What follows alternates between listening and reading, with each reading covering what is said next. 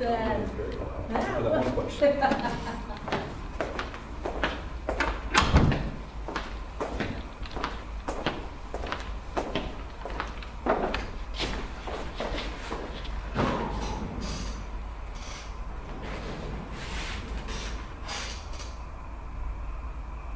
Are you already broadcasting?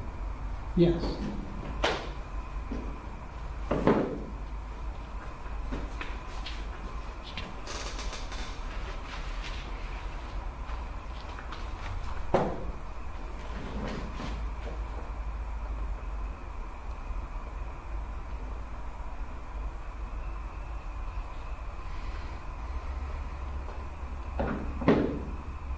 So I'm pretty much focused on the South Burlington thing. The audio is still going there, right? No audio.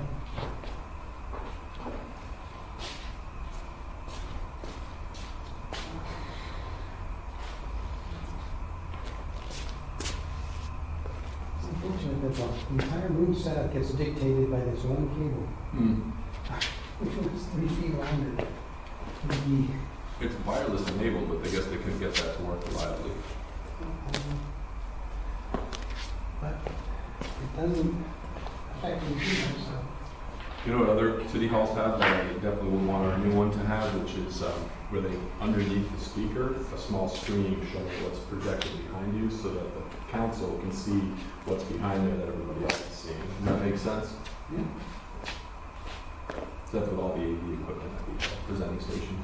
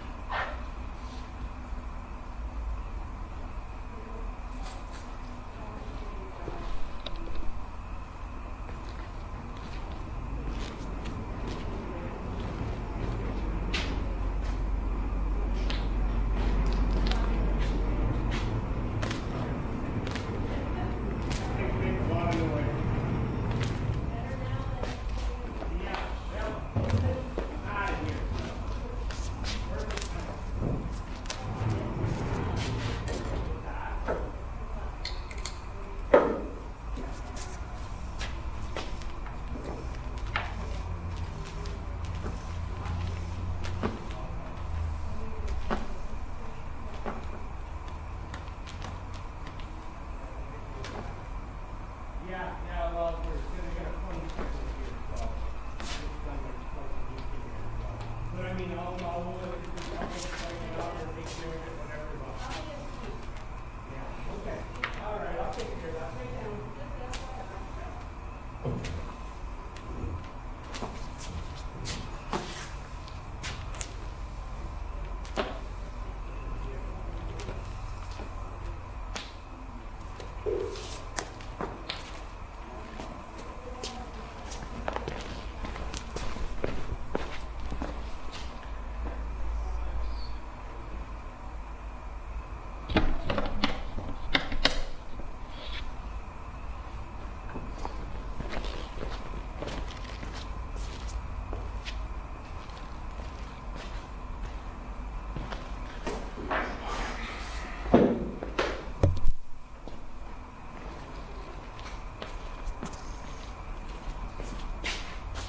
You know, if you need my help, I'm here to help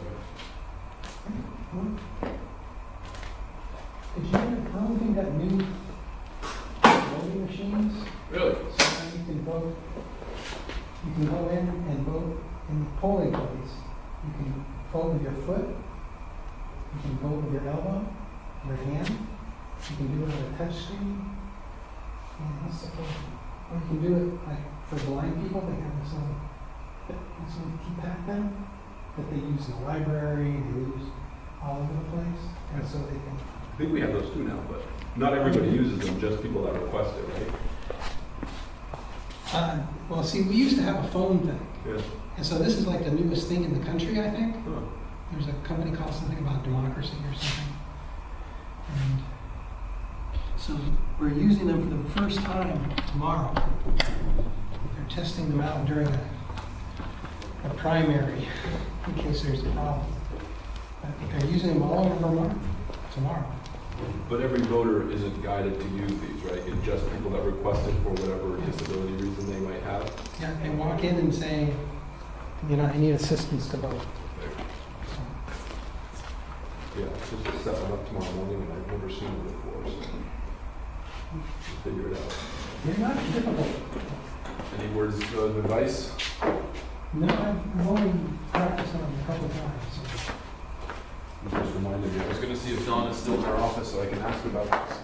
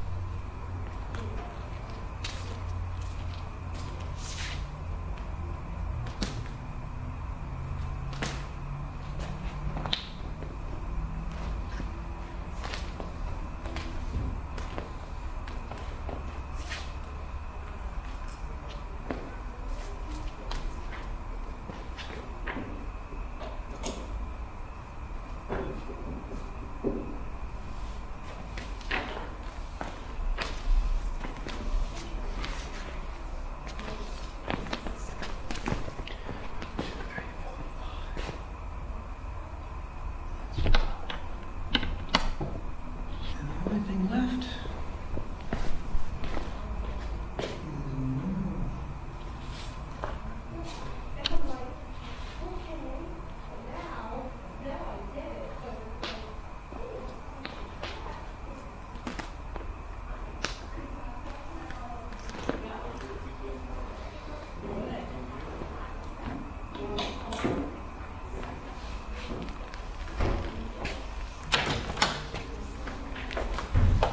Just talked to her.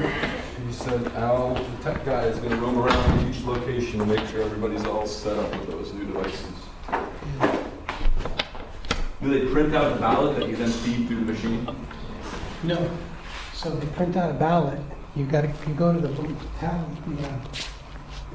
you call it, the tabulator, but you don't put it through. You put it inside, and later you transfer it into a ballot that can go to the machine.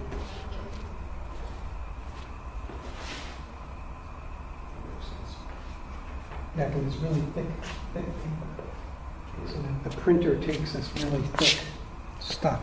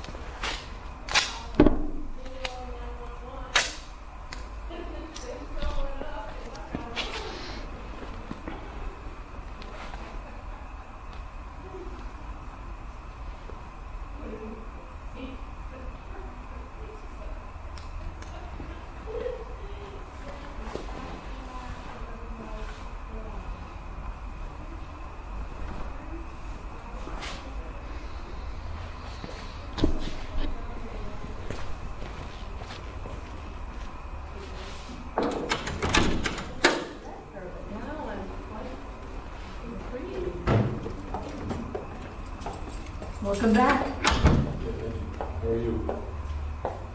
Exhausted. Too late. You ready for tomorrow? Sort of. Yeah, we're set up and, yeah.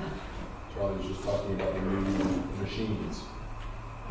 Well, I have one person who worked with the guys this afternoon. I refused to look at them.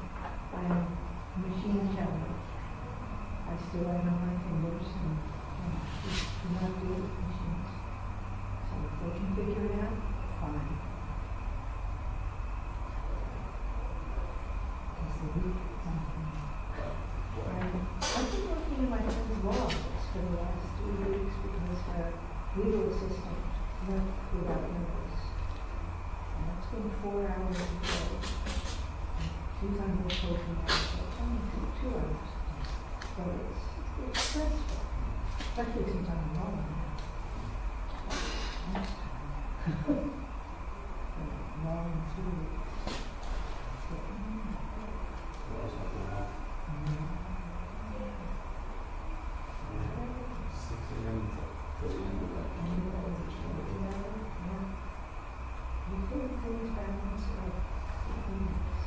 We should use this. You do? Is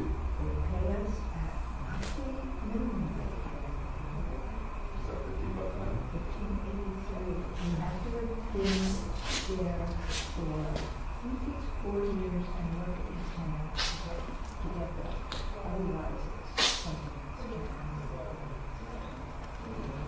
But those of us who have done this for a long time, I knew that would be. Did you notice the item in the news on the emails the other night that the state of Vermont is now the first inundation in County Yeah, I saw that. I am very proud of it.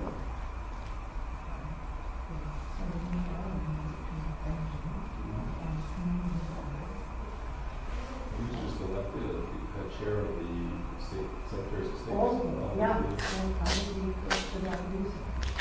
But anytime, things that go on in New York. And my parents to live in New York, they seem to throw money at it. Yeah, yeah, I know.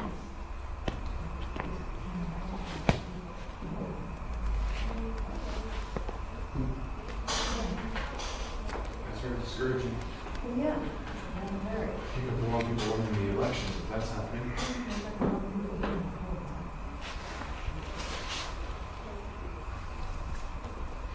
You think this is going to be an early meeting?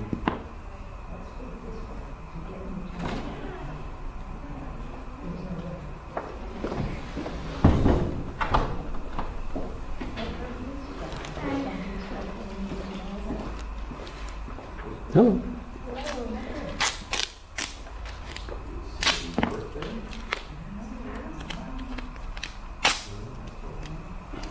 I like your jacket, or your blazer. I didn't know it was going to be 12, but would have worn a tie. That's all good. I don't think you really need one. I haven't seen you at a council meeting in a while. No, but I've been following this open spaces, so here I am. Looking forward to it. Are you exclusive to the other paper, or do you provide some coverage to other news outlets? Pretty much the other paper. I do some volunteer work on the side, so. I got it. There's there's enough going on in South Burlington for me to cover, so, yeah. You're going to go to the grand opening on Wednesday? That's the plan. We'll see. It's not me for sure, so. Very exciting. Hey Tom, how are you? Very, very, very well. Somebody's got a flower. I mean, that's Sorry? Everybody's there. You're on this table. I'm gonna try. planning on. Oh, really? So, Judy, Victoria, You think we got thrown that's out? me, and I'm.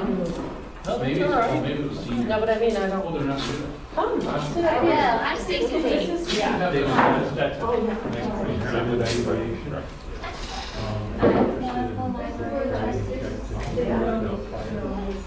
They have representing you well, I'm sure. Yeah, she does a great job. Hi. No,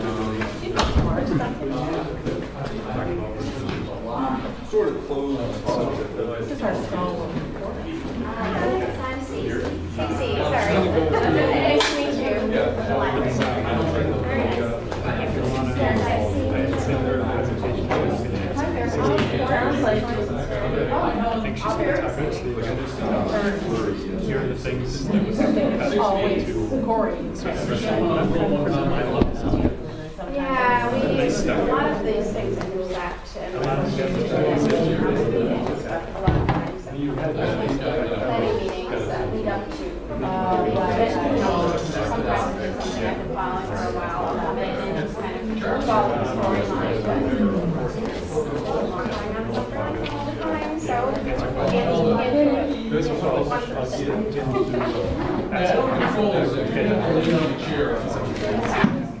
welcome back.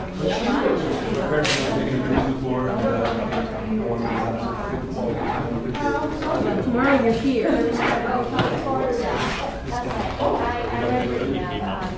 I don't know if it was even my email yet.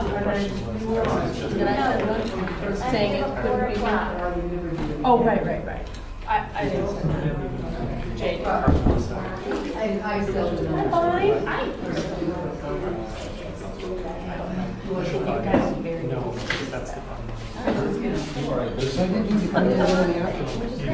No, I came down and I didn't see you here, but I put the tables up just for you. No, but I did. The library is somebody's house. Did the poll inspectors? They need to come in. But if you're, it all worked. Oh, I have, that's so funny, it wouldn't even cross my mind not to. I'll sleep anywhere, anytime. I'll sleep in City County Center. Oh, it was a disaster. At the airport, like, a couple of these I did with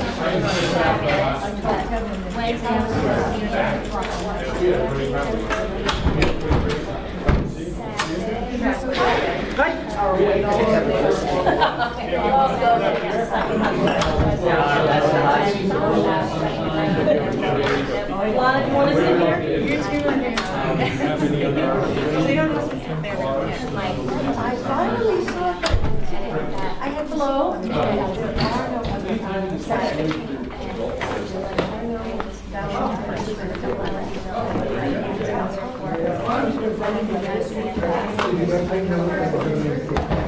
Okay, yes, but I was Oh, we're meeting here tonight? Yes.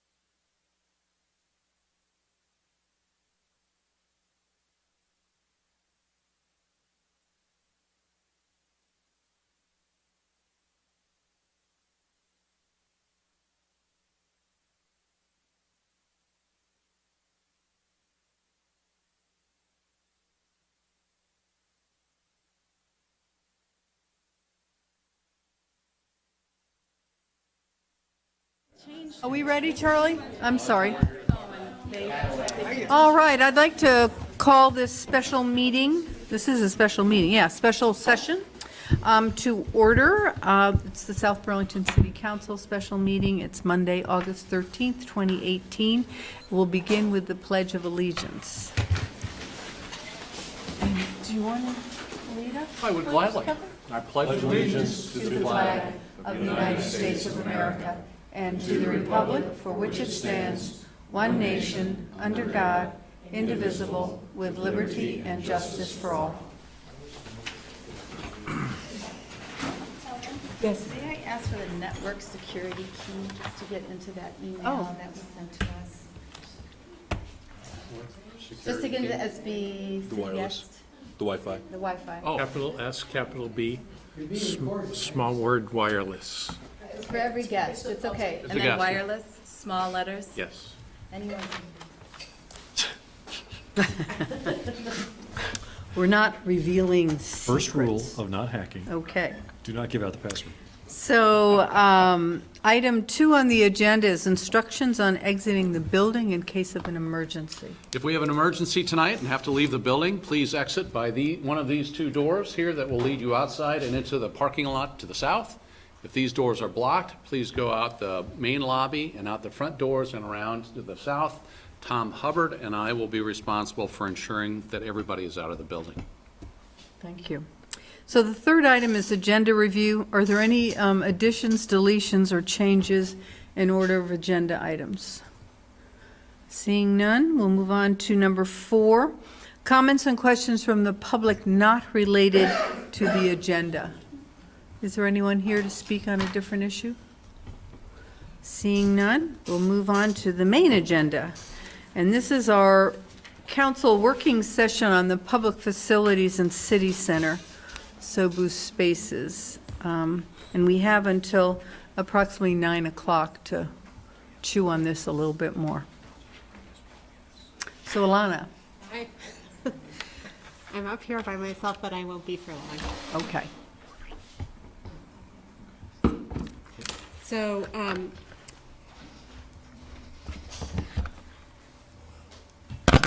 since we met last time, we've had a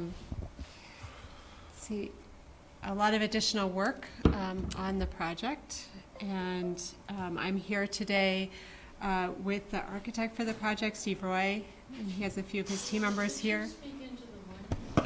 And he has, is it amplified? Try it again. Okay, so I'm, for the record, Ilana Blanchard, Project Director, and I'm here to talk about the city building to be located at 180 Market Street. This is a project that is in the design phase and part of the TIF district. And we met last to report on the project in July. And since then, we've continued with the cost estimating and the design work, very much in concert, so one with the other, as more information became known and as we worked to contain costs. And let me see if I can get this up. I'm here also, and I'm going to ask them to join me with Steve Roy, who's the architect on the project, and John Stetson, who is the pre-construction manager for Engelberth Construction. So respectively, the architect and the contractor who's working with us and may construct the project.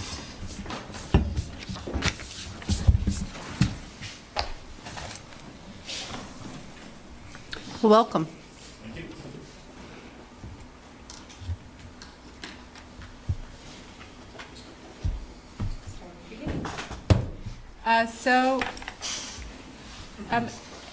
As we discussed earlier, the preliminary cost estimate is a tool that we all use in order to make sure that the building is in line with the funds available, and also to get a realistic picture of what it would cost based on what's needed. So the cost estimate works in concert with the design. And it's very much an iterative process, and there's two teams working on both sides. So one team is working on the design and doing calculations on the building, and looking at the notes from the public, and meeting with different folks over the past few weeks. We met with caterers, we met with the clerk's office, we met with both Holly, the Director of Recreation, as well as Jennifer Kochman. We met with the IT staff for the city, Al Reed, and various other parties. So all of these different activities are happening on the design side, and then on the estimating side, there are various folks who are working to collect data and information, using both what they have in-house, but then calling out and finding out current pricing on various aspects. So, and multiple different disciplines, not just one person, but multiple people who are experts in those fields in terms of the cost of construction, and then checking to get additional information. And John can talk more to that. And then the whole team gets together and talks about, can we do this? Can we do that? What are some big cost savers? And so it's a big back and forth. It takes a lot of time to go through that process. And we're also at the very early stage, so there's not a lot known. So a lot of times you're just discovering, oh, well, I was thinking this and I was thinking this, and sort of coming together and doing some more investigation on both sides to come up with an answer or direction, or at least identify the areas that we don't know. So, so we're now on, I think, the third or fourth estimate. I'm not sure. I think because I think everyone's being very understanding of the interest in November vote, and so there have been many estimates at this stage, which normally we might wait until a later stage to continue working at this detail. So since the last meeting, we learned new information. There were new discoveries, and rather than costs going down, the overall estimate went up. And the main drivers for this were costs associated with the site. So a much better understanding of what the needs of the school are, and how all of the cities, the schools, Snyder-Braverman's needs, and the grading all work together. We also included heating sidewalks in the estimate this time for the first time, and that's in the front of the building and the rear of the building. We have additional information about the interiors and the types of acoustical requirements, as well as some of the finishes. And then in terms of the foundation, we had better calculations from the structural engineers and a better sense of how heavy the building would be, and better calculations on the soils, and so that increased the size of the foundations, which means that much larger concrete pads underneath the building, underneath the columns holding up the whole structure.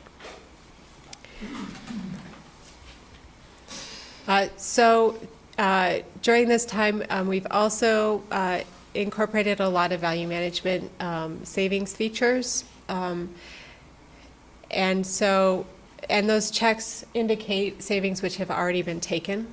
So if they're easy to do, we've done them, and where there's not much, it's more of a no-brainer. Well, we'll go from this material to that material. There's not much of a difference in performance, or rather than speccing one particular thing, leaving it open to multiple vendors, things like that. And then there are other types of savings that can be pursued. And so those that really impact the wow factor, or the coziness of the building, and savings which may reduce the initial cost, but in the long run may reduce life cycle costs, or other sustainability concerns of the city, and then savings which reduce the function or program.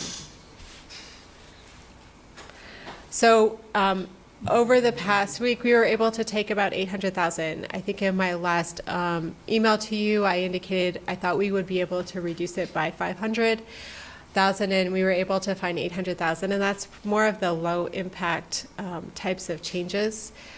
So that includes reduction along the rear wall of 5 feet, along the frontmost wall of 2 feet, a reduction in natural material walls, so entire walls that were natural materials have been taken out. We had a stair from the 3rd floor to the roof. It's kind of a nice to have item, but we don't really have it on any of our other buildings. It's not used as frequently as other parts of the building, and so it came out. I say we, I did nothing. The architects and Engelberth looked at the interior and exterior materials, and I think that changed like 3 or 4 times. Because we reduced the rear wall, we also took the elevated platform out of the auditorium because it did squeeze that space, and although it really only affected the storage closet, the ramp up to the stage took away from the overall size of the stage. So because of that, we removed the platform. And I'm telling you that now because if that's really important, we should know that, and we can work with that. Simplified the counters and other built areas in non-critical areas, changed this solid surface, so a lot of the countertops, which were, we took them, most of the non-high traffic areas are no longer solid surface and they're laminates. Baseboards are generally not wood except for in the most high profile rooms. And solid surface windowsills are now hardwood. That's consistent with what we have today. And removed daylighting in the downstairs corridor and revised the stair design. And I will tell you that the stair design keeps changing. It's not a static design item. I think it's something that a stair is a big feature, and it can be an organizing feature on the floor, and so it keeps moving as the library designers work with the interior space and try to make it better. But we have also looked at elements of the stair that were expensive and how to revise those so that they're less expensive. So for example, the rail design. So there are additional changes that we don't have numbers for yet that they're still being looked at either to get a final detail for what they would be from the architects, or from Engelberth is working to get an estimate, a cost estimate for those items.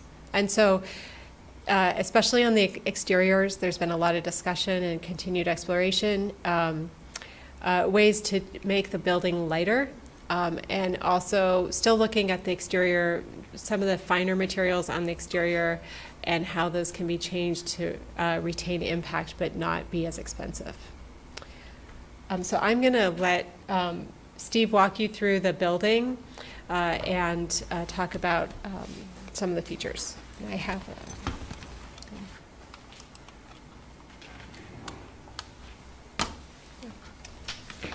So this would it be helpful if I?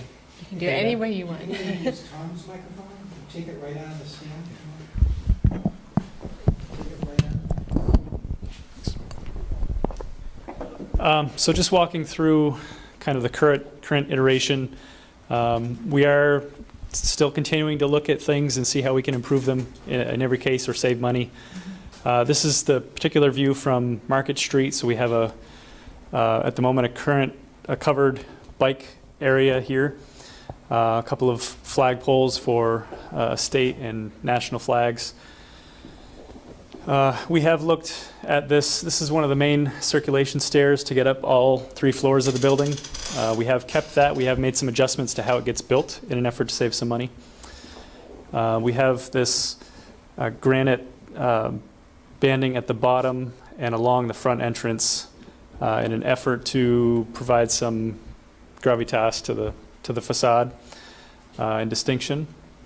We are using less expensive metal panels that we've selected for the top edge, and a product, kind of a composite product for the remainder of the building in the front of the library as well as City Hall. This area here, a little bit hard to see in this view, but this is a glass railing that allows the terrace for the library to see some of the action that's happening on the street. This would be the main entrance location. There will be a library book drop-off as well as a tax drop-box adjacent to the main entrance. Our attempt here is really to provide a lot of glass, that visual connection into City Clerk and the Infodesk. And the remaining materials around it are, nicer and a little bit more refined with the granite. We can look at options for changing those materials out. The living room portion, which we've talked a lot about in the past, would be this location here. This then becomes the children's library from this point to the east. Second floor of the library, we have a lot of elements meant to shade. We have a little bit of an orientation towards the west, so all of the vertical elements are meant to help shade from afternoon glare and sun. We have some horizontal shading elements, which are to help reduce glare from daytime sun from the south. We also have this 10-foot overhang of the solar panels on the south end of the building, which will help to shade the top floor windows. So those are some of the defining features of the outside from this view. Is the red composite like a fake brick, or is that like a fake wood or something? There are different patterns that you can get. Some are like a wood type of finish to them. Okay. Others are a more painted type of But it's like a homogeneous piece, color. I mean, it comes Yeah. in slabs. Yep. Can you go through the upper story materials? So what we have currently in the design for this edge around the left, as well as this lighter color that kind of encompasses the top, is a zinc. So it's a natural metal. It's not a painted finish, so we expect it to last longer and have a little bit of a natural patina to it, a little bit of character. And the red? These areas here are, help me with the name. Trespa. Trespa. That is a proprietary product. There are a few variances from other companies, but it's more or less a high density material, solid, like 3/8 of an inch thick, can come in different patterns and textures on the top. What we're looking at is roughly an 8-inch wide board that has a small gap to allow air movement around it. So there would be vertically oriented 8-inch wide pieces of that material. Question. Do you want questions as we go? Sure. So the granite, how does the cost of granite compare to the cost of concrete? Concrete in the form of like concrete block or solid concrete? Poured concrete. If you were to take, and I ask this because there was a whole section in the paper last Friday, in the Wall Street Journal last Friday, about concrete homes and buildings. It was fascinating what nice things can be done with concrete. So when you said granite, I thought, well, maybe that's a lot more expensive than concrete. The concrete would be less expensive. The finishing gets expensive with those. I saw that same article. I thought it was great. Yeah. I'm John Stetson with Engelberth, by the way. And the concrete we could do for, I would say that we would do that for less than what the granite is, because with the granite, that's a veneer, and then you still have the backup wall behind it. So we would have to look at something. Is that something that would be worth looking at, given that you Sure. thought the article was pretty good too? Yeah, I thought it was good. Yeah. Yeah. What's the support wall behind the granite? It's a metal stud backup wall in it, and No concrete. I'm glad you read it too, or otherwise people would be looking at me and saying, boy, that's a yeah, wacky it was a idea. good But article. yeah, it's probably worth taking a look at Sure. if nice concrete work could be done and save us a significant amount of money and One not of the screw up the aesthetics. If you wanted an example, the Episcopal Cathedral is poured concrete. But that's been there a while. This I is know. all new age work It's with much concrete. smoother too, isn't With it? what can You be can done. get some, all, I guess, you can get all sorts of different finishes and colors and all Let's that. take a look and see if there's anything that might Yeah. I think that you use the granite partially because it's a Vermont product and we're looking for. There's a few reasons that we have granite. One is if you have any exposed concrete here, that's where things will spall. If we do the sidewalk heating, maybe that's less of an issue. Granite is the type of product that will not degrade over time. Understood, just look at your curbs, right? Yes. Exactly. Yep. It's worth taking a look at, I suppose. Concrete does degrade over time. Just go to Barry, it's amazing how long granite lasts. Oh, sure, It's forever. but as that article was, they're doing amazing new things with concrete, so we can save money and Well, we need there's to. look, and then there's durability too, so. We may be able to get both. Just, an idea.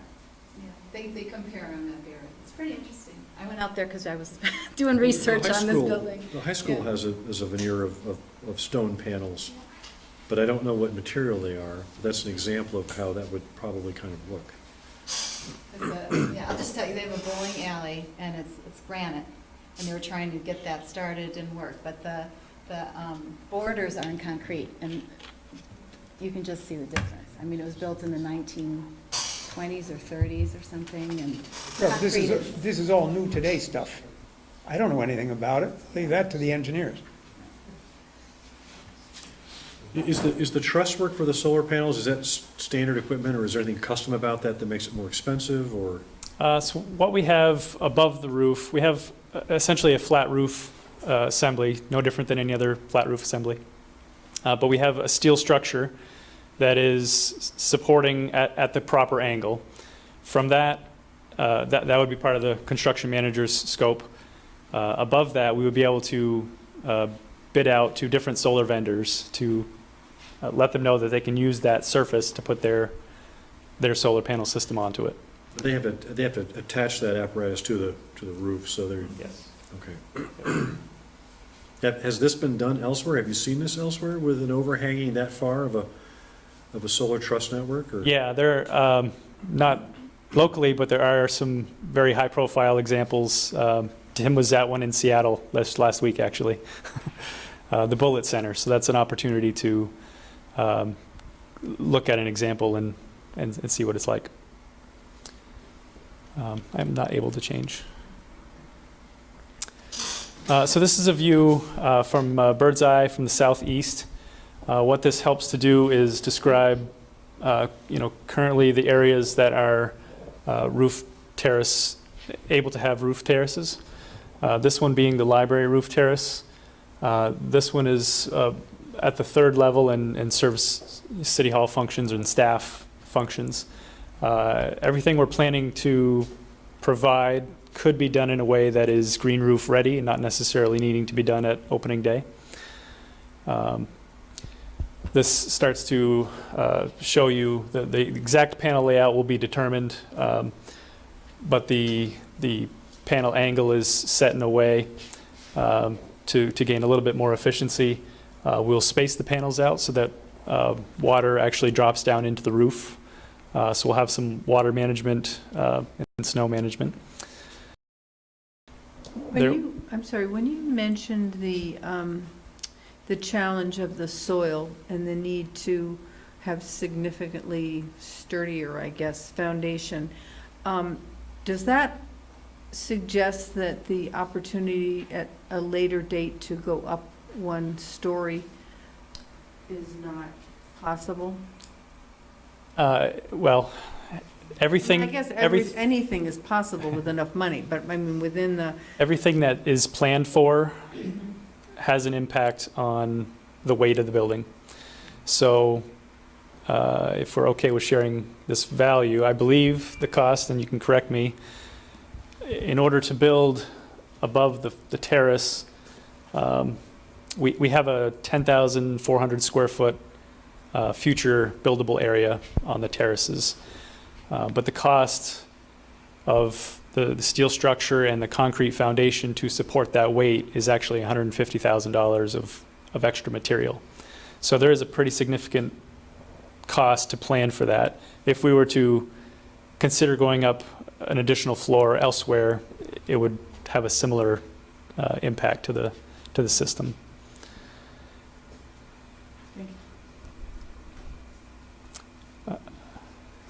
This is a current site plan. The team has met with the school and has approval for this design. It has been sent to the Allard Square design ownership team for their review, and we have had a few meetings with them also to talk about some of the issues that occur between the two sites. As you can see, we are there's a new street along this property line, which with a 60-foot right-of-way. We are right on the 30-foot from center line of road with the building, and it's right up to the property lines, basically on all sides, with the exception of the Allard Square. We have that distance here to allow for driveway access into their garage. Would it still need to be moved? Because it's currently... It currently travels through here. There's a little dashed line, so yes. One of the challenges with the site is the need to build the building while continuously maintaining access to that drive. So there's, Engelberth has been working to determine how they would build that corner, so there's more information available with how that would be phased in a way that residents could be using, basically which portions does Engelberth build first to accommodate their access while still being able to build the building. So that's been further developed. Can I just ask a question? Because when I read that, I was just surprised that the driveway extended so far that it needs to be moved so dramatically. And that property did not belong to them, from my understanding, or did it? How does this work? Yeah, the developer of this parcel owns all of that.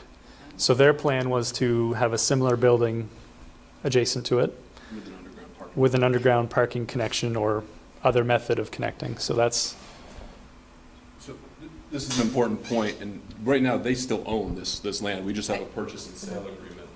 So at the time that they initially developed the first lot, they had control of this lot, and they've relinquished it back to South Burlington Realty. That is correct. So Snyder Braverman had control of both of the lots. At the time that they began the Cathedral Square development, they encumbered the second lot, and then they relinquished it back to South Burlington Realty. So it was encumbered with the driveway, and then they relinquished control back to South Burlington Realty. So they do not control the second lot or own it. It made it easier to do the transaction, frankly, to get the option. So my question stands, the purchase and sale agreement that we have is still dependent on them being satisfied with how they can access this, that's correct? So if they're not satisfied with their access to their underground garage, they could derail or not sell us the parcel of land that we're putting this library on, is that correct? No, we have to work with them to make sure they have access, but we have the option with South Burlington Realty or They're the not South party to Burlington City Center LLC. I think that's an important point, though. So okay. But this has to work for them. I have a related question. So I have three questions tonight, and they've already answered half of one. So now I want to just preface this. When I ask a question, I'm not endorsing the notion. So I want to ask the three-part question, and it fits into what we're looking at right here. If this project, okay, I'm not saying I want this. I'm saying this is a question I've heard from other people. If it were scaled back to just be a library, no city hall, would we still need the land from the school district? And would we need underground parking? And if we needed underground parking for just a library, what would the cost estimate then be, rough ballpark? I'm trying to get an idea of how much efficiencies there are being achieved by putting the city hall in the same space as the library. Does that make sense, what I just described? Could we fit the parking for just a library on there, or would it mandate the underground parking that they originally planned on? Can I answer that later on? Although I will warn you, I can't answer all of that question because we'd have to do a considerable redesign to understand those costs. But we're going to circle back around to that. Tonight? Yes, Okay. tonight, yep.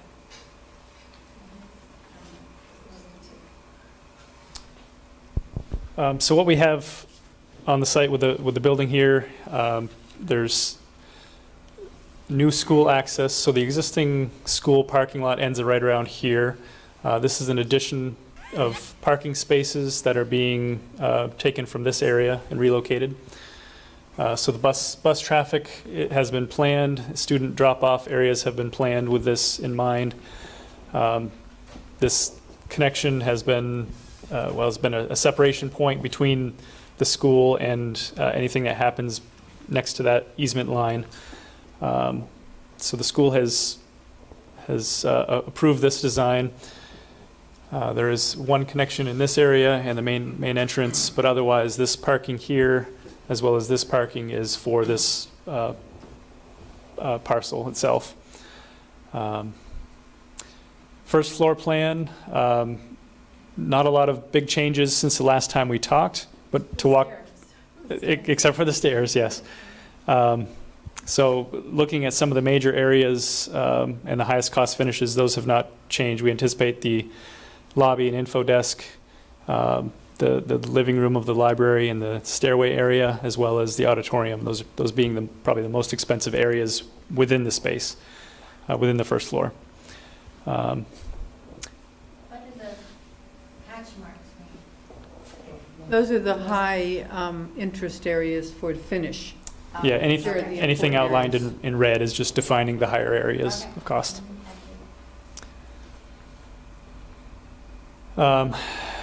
These are just draft views, but looking at the info desk from inside the lobby. So it's a pretty large glass wall behind you in this particular version. You can start to see, although there's some glare, but the library stair and living room would be through that space, trying to create a glassy enough area that it doesn't feel too small. Trying to put some local touches to the finishes, that being, we have a photo on I think in one of the next slides that can explain it. The view of Mount Mansfield from Wheeler Park, so trying to get South Burlington related inspiration into the finishes as we move forward. Red Rocks Park as well, looking at perhaps some local stone or wood materials throughout those spaces. This is the stair as it has been. We are continuing to work on it, and the reasons we're working on it is, one, to create a little bit better functional space within, but trying to get a similar approach to having a visual connection to the second floor, having a skylight that brings light down all the way to the first floor. What we're able to do by moving this stair over in our latest version is to provide the circulation desk and the staff adjacencies that are really preferred. It also helps to define the living room space away from the circulation zone. So functionally, we think we can improve it while keeping the kind of the wow factor. This would be kind of a draft rendering of the periodicals, but it's the living room. So this would be looking out onto Market Street. It'd be well shaded, so you don't have a lot of glare, but a lot of natural light at the same time. Has the potential for a fireplace, as well as some art along the wall. Just a place to have some different types of furniture and casually sit, wait for other folks to join you or have a drink. Coffee. A coffee. A little bar, we could offset the cost. So here's some inspiration for that living room space. You know, a fireplace, maybe it has some seating in a kind of built into it. Some artwork. This is kind of an example of that glassy wall that's facing Market Street, so a lot of light. A nice place to sit and read the newspaper or any other article. The auditorium, this is a little bit more of a grander scale, but you know, there's going to be some acoustical ceiling treatments that happen. There's acoustical wall treatments in this area as well. The seating we've looked at is being the retractable kind, so there's some opportunity for different types of events to occur. This area is where the tiered seating is, and then there's an area of flat seating. As Alona was mentioning earlier, we have the opportunity to reduce some square footage. That may mean making it harder to have this ramp. So one of the cost savings methods that was discussed was allowing this to be a flat floor all the way across instead of having a raised platform. So Can you show that in the picture? I'm having trouble. this is not a rendering. This is just a I see. sample. So where's the ramp that we'd be taking? Well, it would be this one right here. Yeah. So this goes from this floor level up to a raised platform. Alternatively, we take the raised platform out and we don't need that ramp anymore. But we still have a stage or no stage?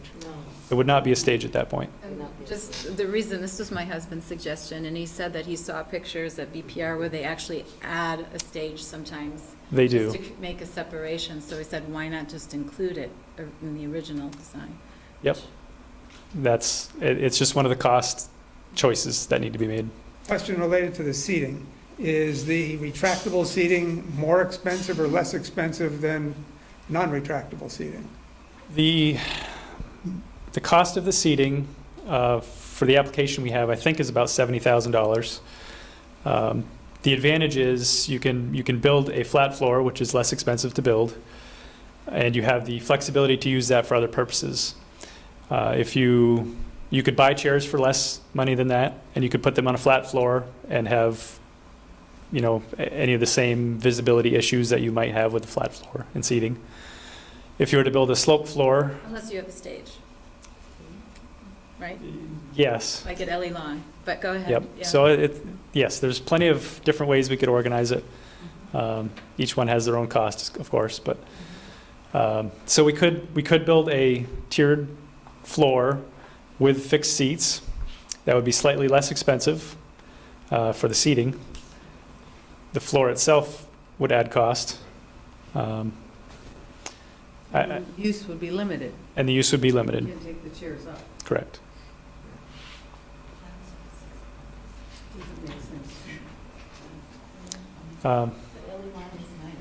It is nice. So a few of the other areas within the first floor that would have a slightly higher budget. The senior center up in the right-hand corner, so there's an activity space, its own living room, as well as storage and a catering kitchen. Within the library, we anticipate some areas that have special finishes. There's a story time space, the tweens, and this one's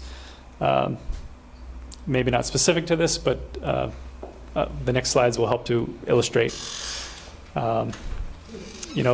These items are listed as enchantment, what makes the space special, whether it's a pretty literal tree or whether it's a bit more of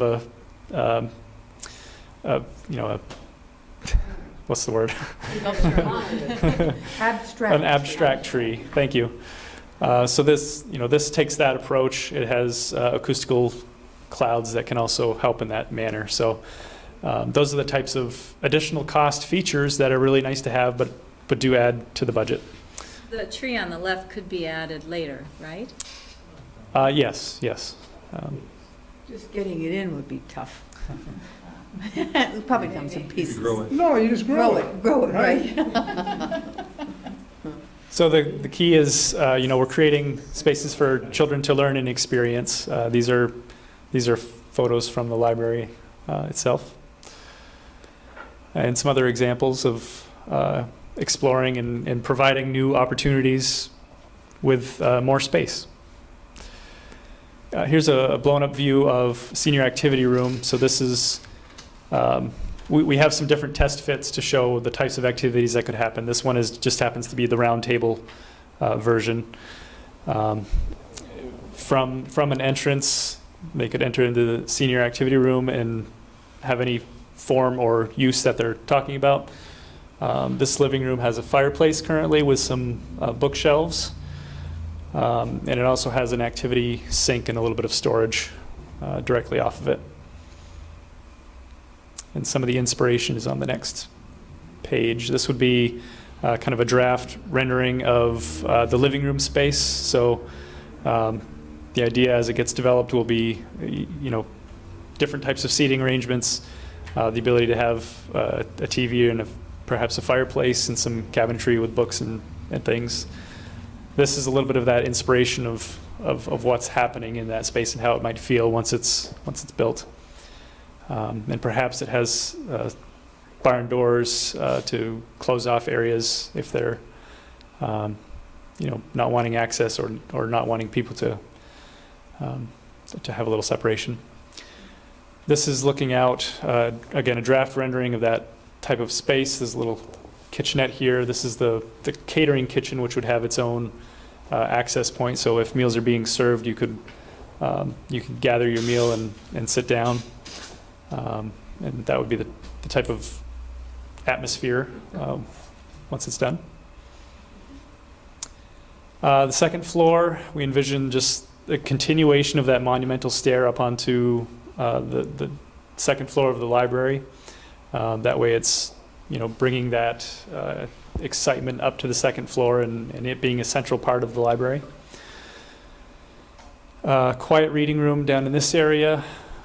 Special seating areas that they could be furniture elements, they could be a few built-in elements, but some special places within the library that create special zones. And the raised floor area, we're kind of taking advantage of the height that we would like in the auditorium to create a raised teen platform and reading area. So on the following page, we have a couple examples of kind of interesting furniture types that within an open or a large space can help to define cozy spaces. The environments, these are library photos, I believe. Digital lab. So a place to have classrooms and teach digital opportunities, or to have perhaps a green wall and allow for media making. And just spaces to share and have new activities. And to explore. And a part of this is a very similar concept to that raised area over the auditorium. So it could take a similar form as this, but the idea that there's some interesting transitions in different spaces that occur within what is kind of a large footprint. One of the concepts that we've been working with throughout this process has been South Burlington is well known for its paths. And here's one. So bringing that inspiration into the building, whether it's a path that happens within carpet or tile, perhaps it's something on the ceiling that defines that direction, but trying to bring in elements that relate to South Burlington. On the third floor, we have the city management offices, planning and zoning, but the shared meeting rooms for public use would have the kind of medium level of cost finish. A couple of examples just of the types of spaces that could happen, but smaller meeting rooms, pretty simple table chairs, some connection for media along the wall, and some simple lighting. There's a larger boardroom table. The library. That's the okay. You're gonna take it? Sure. I think all the next slides. So we're deeply in the process of value management and very aware that that if this project is to be voted on in November, a lot of decisions need to be made between now and then.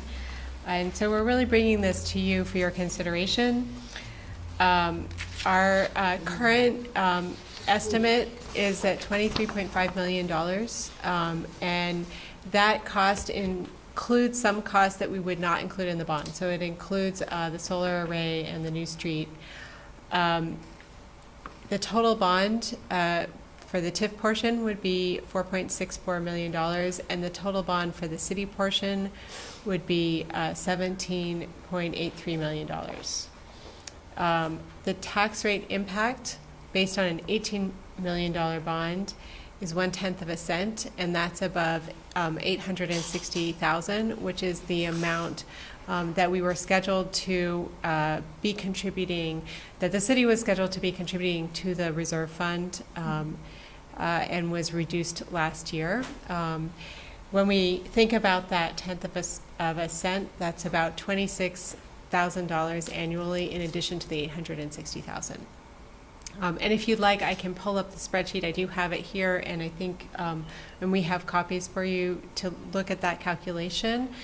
Do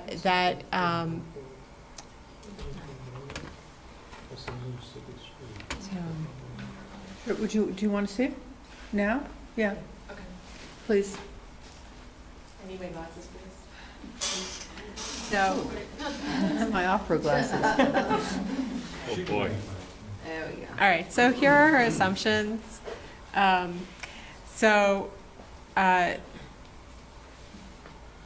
It's based on, and this 21.8 million is based on what's left after the solar array. Actually, I think I have one more slide that I wanted to show you. So this is the assumption for the city share bond. Oh, where did it go? There it goes. Okay.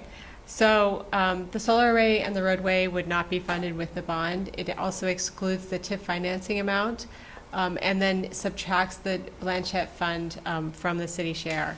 And to be clear, when we talk about what the contribution to the reserve fund would be in order to make the bond payments, we're not counting any capital campaign contributions that might come to the city from the capital campaign, with the exclusion of the Blanchette fund, which we are counting, or public facilities impact fee.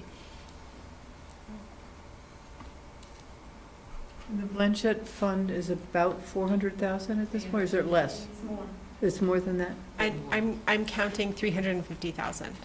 Okay. The impact fees, 180,000, is that over the life of the 30 years? Oh, there it Is that is, a sorry. year? No, this is, so I'm excluding I was excluding 180, I'm actually excluding less for the, I'm excluding about 100,000 now for the development of a new roadway beside the City Hall building, and that roadway would be funded using impact fees because it is a city center street.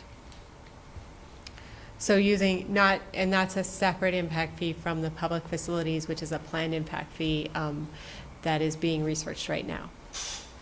Go ahead. Does this preliminary estimate include the purchase and sale agreement price for the parcel of land from SB Realty? Yes. But you had a 23.5 million total, right?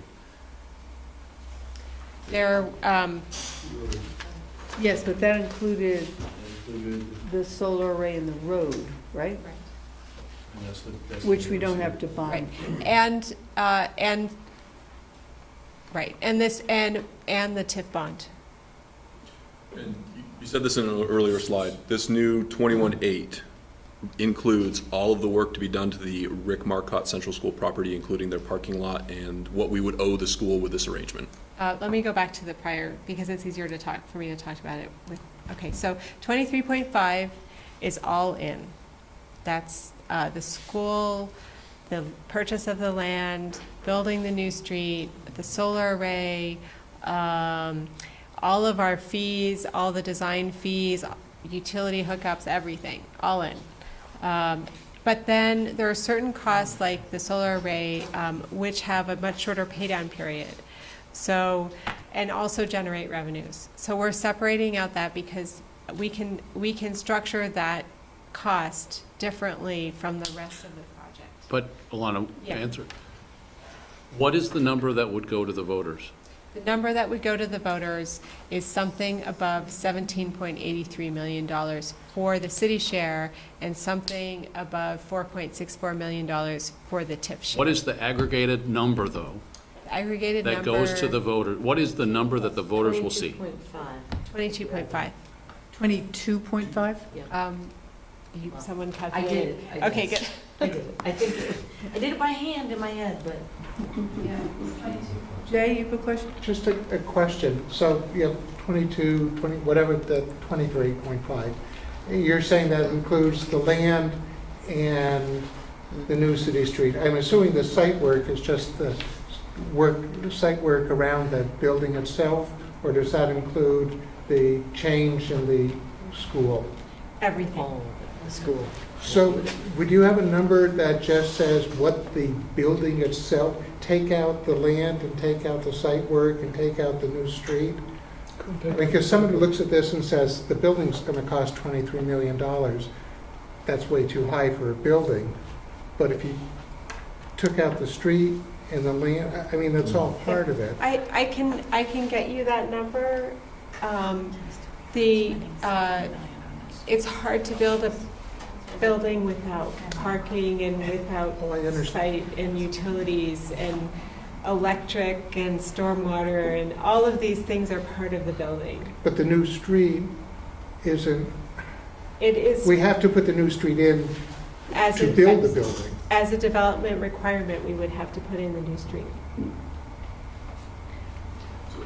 To Jay's question, it ties back to the earlier one I have. The questions I'm hearing from, I try to talk to as many people as possible, is if we didn't have a city hall on this property as well, if it was just the library, would we not need the school property, and then would we not need to also do their parking lot and all those other things? I want to know those numbers so I can explain it to them and say with a straight face, this creates economic efficiencies by putting them all on the same property. So I'm interested in Jay's question as well as how much it costs to do all of the school parcel property and what it might cost less if we didn't do the school property and we just did a library. So we would have to do a redesign. Just a library or a city hall as well? No city hall. Just a library. Just a library. Yeah, so But including the senior center? Yeah. Okay. A library, senior center, but not a city hall. Is that what you're asking? I'm not endorsing that. I'm No, I saying that's understand. what I'm hearing No, I from understand. people. So these are the costs that would be involved. You would have to accommodate the roadway. So the roadway would have to stay on, the roadway that goes to Allard Square which starts below grade, would need to go underneath the building. So you would have to make the building taller in order, on the second floor, in order to accommodate a garbage truck. And so there would be additional foundation costs to accommodate that additional height. You could decide not to put any parking associated with the building. So if there was no parking associated with the building, then you wouldn't have to deal with the structural weight of the structure to support a parking garage. If you included the parking garage, then that becomes an additional floor. Is this parking garage on this property? I thought that it wasn't going to happen. It does not. It doesn't now, but there would be no parking associated with this building if there was no school property. Okay. So if it was just a library, it would make the most sense that we'd have to put parking underneath. Right. I'm curious what that cost would be to understand the efficiencies we're achieving by packing more into this little postage stamp. Early on, we did have other cost estimates for a parking garage. Those numbers elude me, but it was significant enough that we decided it wasn't a good approach for this building. But they did it for Allard Square. That would be under the building. Yes. Allard Square is mostly a wooden structure where there's a couple steel spines, and so this wouldn't be like this. Would be mostly steel and. I guess what was happening was it was knocking us into, with the current building design, it was knocking us into a different type of foundation system to be able to spread that out. So it was using a mat foundation instead of spread footings. Could you repeat? I'm lost on the parking garage. We're talking about parking underneath, and he was asking about if you had just a library and senior center, could you put the parking underneath? And if you did that, how would it change it, and what would the cost be? I think is what he's asking, because then you wouldn't need to do work as big a deal with a school. But what was your question? How was that? My question was, next door, Allard Square does have parking underground, but it's a different style structure building. It's different because it's just residential. It's wood from the third floor up, right, or second floor up. So, with a little bit of steel as a spine. So you're just talking about the weight of the building being different? Yeah, I mean, I think the weight of the Allard Square building is a lot less probably, right? Correct. Yeah. There's not much steel and concrete, you know, because you have like these big rooms that are open and you need to support that somehow, which means. As a comparison, the structural engineer says this is essentially a 6-story building because it's library loading. It's a steel and concrete building, which is just much heavier than the neighboring building. But steel and concrete lasts much longer, 50, Yes. 100 years, right? Yes. And we're a municipality. that And it makes is, yes, and it is a code requirement based on assembly uses on multiple floors, so. So I'm going to keep playing with the what-if questions, and this came from a resident. What if the library space that is currently in U-Mall, that we continue to rent it for a senior center, and we just have a library? Would we have room for parking? On this new parcel? Yeah, That's my question. Repeat that, if you did what? just the library, and we rent the U-Mall space for the senior center. Now you're shrinking and it to keep just city- library. And keep city Yeah. center here. Yeah. City Hall here. Yeah. We have a 3-year agreement with the current owners of the U-Mall. We do not expect that to be extended. So another site may be available, but I don't think that one will be available after 3 years. First year. What's Right? that? Your contract was November? November. Yeah.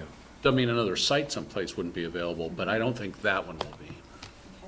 The other part of her question I still have, and again, I'm not endorsing this path, I'm trying to be able to reason with those that are questioning the cost. The cost. If there was just the library, what Councilor Emery just stated, would parking fit on this current lot acquired in our purchase and sale agreement with SP Realty? Like around the building, would it And be the less of an auditorium. issue? No. I don't We think. didn't have the auditorium either? No, it would be the library and the auditorium. I always saw the auditorium as part of the library. There's really no city hall is what Right. Yeah. my questions are coming. So, if you could, There would still be meeting rooms where seniors could go, of course, but just not the seniors center. so there's the potential, actually, well, probably not. I don't think so. Because we did look at the number of spaces, and I believe it was under 30 or under 25. Even with 3 stories? Even with 3 stories? No, the number of spaces that fits on the site. What I'm saying, because if you go, because the library currently is 2 stories. So Right. if you were to make it 3 stories, the Mhm. auditorium would remain on that first floor. And just move everything up to the 2nd and 3rd floor. This is very helpful, sorry. Yeah, so on this site, we have to fit the driveway for Allard Square, as well as the, all of the utilities, so, and trash collection, and for us, not just for Allard Square, and Access to the school, right? access to the school can go from the new street. We would still need to build the new street. Which is on the property we're purchasing, correct? Half of it would be. We would need that 2nd stairway. I don't know how many stairways We would have, well, I guess it depends. You would still need 2 required egress points from any floor of the library. And then, By stairs. as a way of connecting, you would still probably have the monumental stair as a communicating stair. But the one on the corner would still be required just to have 2 stairways? That's one of the required, yep. Internal stairways don't count? It would depend a little bit on what you're trying to connect and how open it is. It's probably, I would say it's probably most likely to have 3 stairs still. But these are great questions, but if the city hall doesn't go there, the whole school MOU is moot, right? So this is very helpful. What I think I just heard, and that was a great question, Yeah. Tim. This So- current combo unit would be too heavy for an underground garage, so that's not an option. Well, you just pay more You pay more. to do it, if you want to Right, do but it. we can't. What that more would be helpful for me just in my discussions, but are we talking $10 million? Are we talking $2 million? Are we talking 100? No, more in the 1 to 2. But your yield of spaces, because it's an awkward size and you still have the access for Allard Square, ended up in a high cost per space price. So one of the advantages of residential types of buildings is the depth matches parking very well. So the example at Allard Square is a very efficient parking zone because the building is 60 to 65 feet deep. Having the library that we have now is wider to accommodate the spaces, to the use, but you may not want a long, narrow building as a library either. So that adds to the inefficiency of underground garage. But you're also, I mean, if we went with just a library and cost was not necessarily the driver, but just the conversation or discussion is if we just built a library with I guess, the auditorium on that spot, is it your belief that we wouldn't need to have the property swap from the school for parking and the utilities? Could it all fit on that property? Because if it can't, the argument's moot. Right. I think it can always fit on the property. I'm not sure what floor everything would end up being on, but it can always fit on the property. With enough parking spaces. With the underground. You would still have off-site parking spaces. It would be, And we don't own them unless we just sort of use the school and say, Too bad. too bad, it's public property, well, there's that. which I'm sure they would appreciate. Yeah. I think that would be largely go back to step one redesign of the building. And yeah, just to So there's kind a of cost to help that, you too. go through the steps, because we were talking about kind of rough costs and what we could afford without asking the taxpayers to pay more than what we have in reserve and what TIF could cover. And so we had first envisioned library, city hall, rec, gymnasium, and office space. Too expensive, so we went down to a library, city hall, right?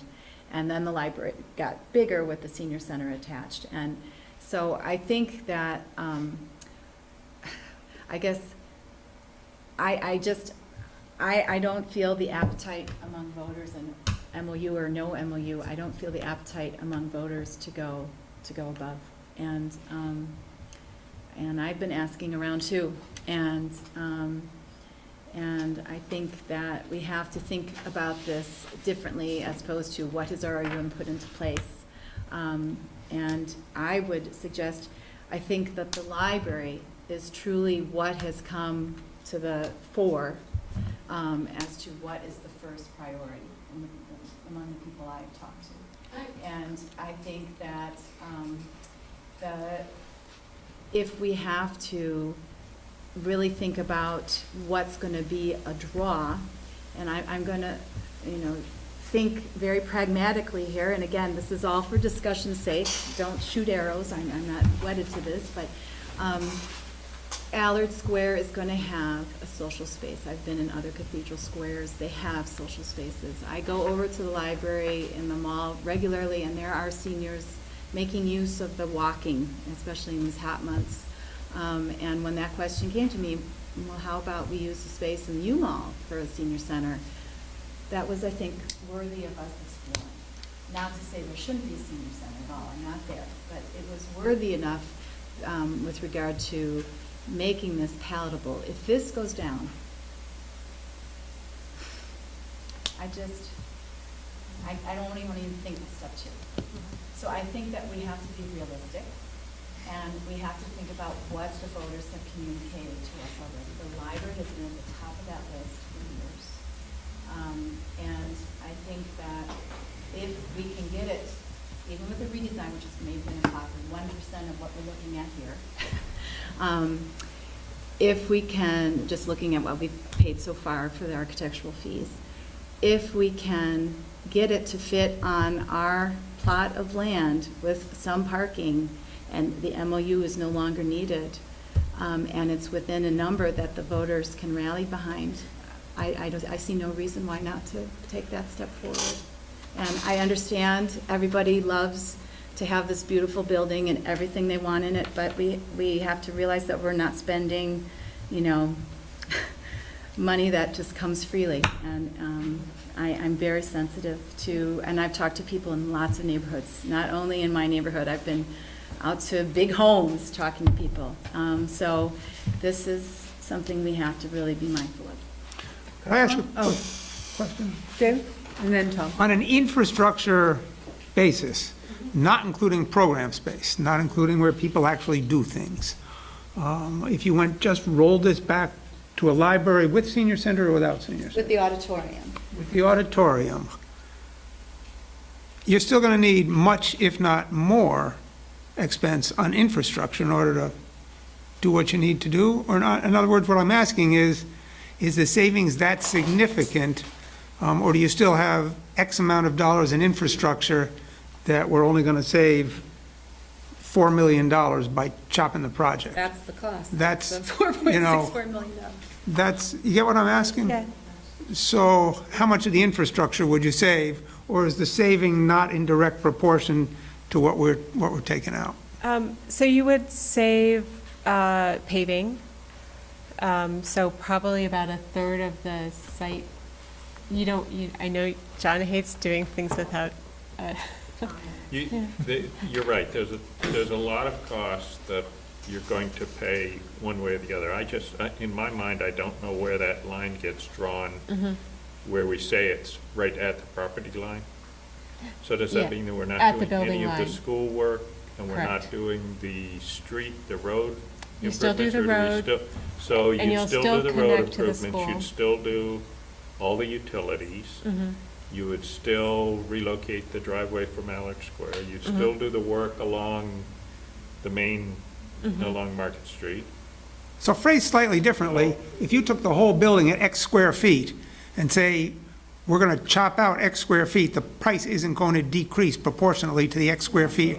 I'm asking, so what I'm asking is, how much is it actually going to go down? And is this worth having this discussion, or is the savings not so significant that in essence, we're spending a fortune to build something less, when to build what we initially started out looking at is not that much more? I have no idea. I think it's also worth mentioning that the library, the way it's set up, takes up a large portion of the first floor and the entire second floor.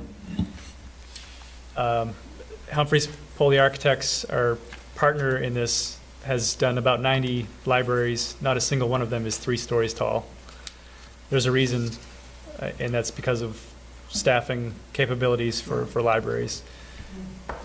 Thinking about just putting the library on, unless you go 3 floors, will not dramatically change the footprint of the building. So you're going to save X, but the X isn't as big as some people might imagine it would be. Is that where you're? The operating Yes, I think costs in so. the future may be much larger. See, so we can't answer that question, but it sounds like, what I'd like to do is, I was asking you, when I shouldn't have been talking, to explain exactly what, why do the voters have to see a $22 million, can you just explain in the clearest possible terms how that would look? And you also made it pretty clear that we can't use or look to the university mall space once it changes hands for anything. So take that out of the picture, and we still have our needs. But I'm not up for spending a disproportionate amount of money to build a library that, if you then looked at it on a square foot basis, goes through the roof, because we still need all this other stuff to do it. You get what I'm saying? Except the auditorium, we could still meet there. We could have concerts there. It would still be a people's draw. I mean, it would still serve a huge function. Sure, but we still have the same potential problem, that the non-program infrastructure cost is still going to be significant enough that we're not building enough to really get our money's worth. All I You can get what- say, you get what I'm- well, you we get what I'm first saying? heard 16 million as a rough estimate, and then it went up to 19 million when the senior center was added on, and now we're up to 22.5. So in the roughest estimates, right, we were in the teens. And so I realized that was not a refined number, but yet it was a ballpark number, and we've really moved up to $6.5 million. And I think that it's worth asking the question. Oh, I think it's worth asking the questions, but we've got to have the right answers before we can make any of these drastic decisions. I'm just going to ask another question before you maybe explain what I asked. The cost of building materials, I know, has gone up substantially in the last year. I know because I've had to absorb some of that myself. A year ago, how much less would this project have cost, ballpark? I mean, 10%, 15%? No, we've been using about 5 to 7% over the last year. About $1 million worth. Okay. I mean, that's not 16 or 17 to 22, but there's $1 million of it right there, just in and then the foundation is significant, right? Yeah. And I understand that from having worked on a hotel project where all of a sudden, oh my God, you mean that site work's going to cost another $1 million because the soil's so crappy? And the answer was yes, that's exactly what's going to happen. And so I understand where that came from as well. It's, as you get further down the line, it's all of a sudden, right? Well, we're going to have to spend money on this. It is what it is.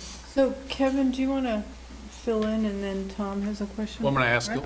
Alana to give the actual numbers, but it's important to differentiate between what we're going to ask the voters by way of authority to incur debt, which is the total amount, project total amount, and how you pay for the debt. Very different numbers, okay? The part that the voters should be most concerned about is how much are the taxpayers going to have to pay as a component of the overall debt. I think what I heard Alana say a little while ago is that it's $886,000 a year, of which you're already had programmed in the original plan for City Center to reserve $860,000. When we build the budget for FY20, that number would have been $860,000 because that's what the prior councils have all agreed to up until last year when budget cuts needed to be achieved and you went to $750. If you maintain the $860,000 track for the next 18 years and you add $23,000 to that, $26,000 to that and make it $886,000, you get the whole package. Just for clarity's sake. So going back, only for clarity's sake, not to argue one way or another, the component that the taxpayers are concerned about most is the $17.83 million. But as we all know, it's not the only demand on our city dollars, and we've had, various department heads just tell us that, we're squeezing. I mean, very plain, simple terms. We're squeezing it to the point where we might as well throw out the entire CRP. We might as well throw out the entire HRIP, that what was happening before was working better. We had the deputy city manager tell us, last December that we're on an unsustainable course. We have holes in our roads. We have residents complaining to us. This is not the only demand coming forward for city dollars. Would I love to have everything be beautiful? Yes. But I can't pay for it. And I am not alone in, in this city. And a lot of people are telling me they can't pay for it. So we have to really talk priorities. And I understand how, the numbers work for this, but it's not the only thing coming forward. And part of the problem there is that the debt saturation level with the budget for another 20 years, right, is going to preclude other things that are going to be needed. And that's what I'm worried about, is that thing that we need in 3 years to bond for $3 million that's an unanticipated need or an anticipated need, right, which is then going to force the tax rate up on top of then the health care rates forcing the tax rate up on top of a new contract forcing the tax, So we have to be sensitive to those types of demands on the budget as well as these types of projects. And so and here's the problem, is when you look at the city streets, right, and people that drive on them that live here complain about, that's just one example. Those are things that are physical that they can see today. What they can't see is, well, I know there's a library at the U Mall, or I've been there, I've used it, right? I know there's a city hall. I think there's probably a dearth of recreation space, and senior center space, but look at these streets, right, or other types of things that are physical tangibles that they can know about all the time when they're, out and about. Penny for Paths is a tangible that's going to receive fruition, in a couple of years.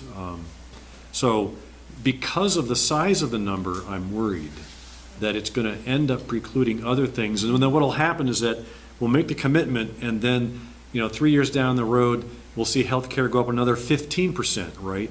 And then the CIP will come in, and they're going to need some major things like a fire truck or whatever it is, Be right? pushed up. And we're going to be saying, okay, well, now the tax rate's going to be, 3.45% or 3.6, right? And people are like, I thought you said it wasn't going to cost extra for the library, City Hall, senior center building. So Those are all great points. while we're discussing this, we got to think about these types of things because of the number, We've also had our Department of Public Works, head of the department, as well as our our retired fire chief, who said with our increased development further away from the services, we're going to hit a tipping point where we really have to increase not only equipment but also personnel. So I think we really have to be very cautious. And pie in the sky is a lot of fun. I love it too. But, the chickens come home to roost. Okay, Tom, you've been very patient. This is I have all these same concerns, and I think this is the right discussion to be having. I followed everything you said, Kevin, and that's exactly why I think we need to discuss this, because if we do this, that locks up that $868,000, which means a rec center, pool, whatever else might come up in the future is going to be a lot harder to do. So that's why I would bring it back to what Dave reiterated in that question, which would help me fully get behind this and be able to sell it to the community. I would love to know what a library with an underground garage and an auditorium on this one parcel would be, because if that's a $17 or $18 million proposition, it makes sense to say for $5 million more, I'll give you a whole city council, or not a city council, a city hall there too. So I would just love to have that understanding of what just a library would cost so that I can communicate to the residents. Does that make sense? Yeah. Okay. But if I could add on to that, we do have to take into consideration that no library goes 3 stories, and the extra staffing cost, et cetera. I don't know it's not up to the architects and the engineers to figure out how much more it's going to cost, Tom, for us to operate it. And so somebody's going to have to figure out those costs as well and factor them in. But your concern is what I said, what you just repeated. We can't build something, because the voters will vote for this, but it's costing us so much that it was a dumb thing to do. We can't do that either. We may not be able to do anything. And then the last piece on this, and don't throw arrows, this is just for discussion purposes. In these conversations I've had with people on this notion of a separate city hall building, there is less TIF time pressure on us for a city hall because it's only 10% TIF financeable. So that 10% is much smaller than the 33%. So I think that's important for us to factor it in, that if I don't feel as much TIF time burden on us to get a city hall in this 17-year window we're now looking at. Okay, Penny? I just wanted to ask a clarifying question, because Steve, it was something you said. Did I understand you to say that if we were to just use just the parcel that exists now and want to get the kind of programming space and all the things you've been talking with Jennifer and the groups about, that you couldn't do it in 2 floors on that spot? Is that what you were saying? Could we not do it in 2 floors and have an auditorium? I just want to be sure I understand. Yeah, helpful to have time to actually try and the senior center, I forget the numbers offhand, but the city council, we'd be taking those pieces out. Right. So perhaps we could balance a little bit more of the first floor up into the second floor, but there's not a lot of gain there. Okay. And without a lot of gain, you're not gaining enough to have parking on site. At that point, you would lose a lot of land area to put the ramp from Allard Square on. Yeah. So I don't know that it's, there's a whole lot of issues, I think. Yeah. Okay. I think you Thank also you. said that the other architectural firm, what's it, the Chris Polly, yep. Have not in the recent years designed a 3-story library. That for whatever reason, whether it's oversight over the people using it, or it just is out of vogue, they don't, that isn't designed. Yeah, Is it's that not right? to say it can't be done. It could, certainly could be, there are Yeah. three-story libraries all over the world, but they may not have this kind of more modern flair.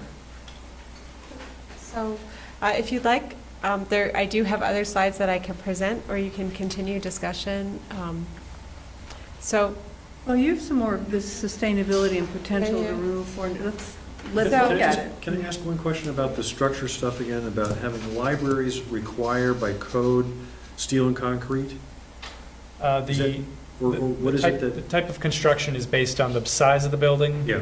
And as soon as you have assembly spaces on upper floors. Assembly spaces, because they're free spans without, is that the problem, is that you?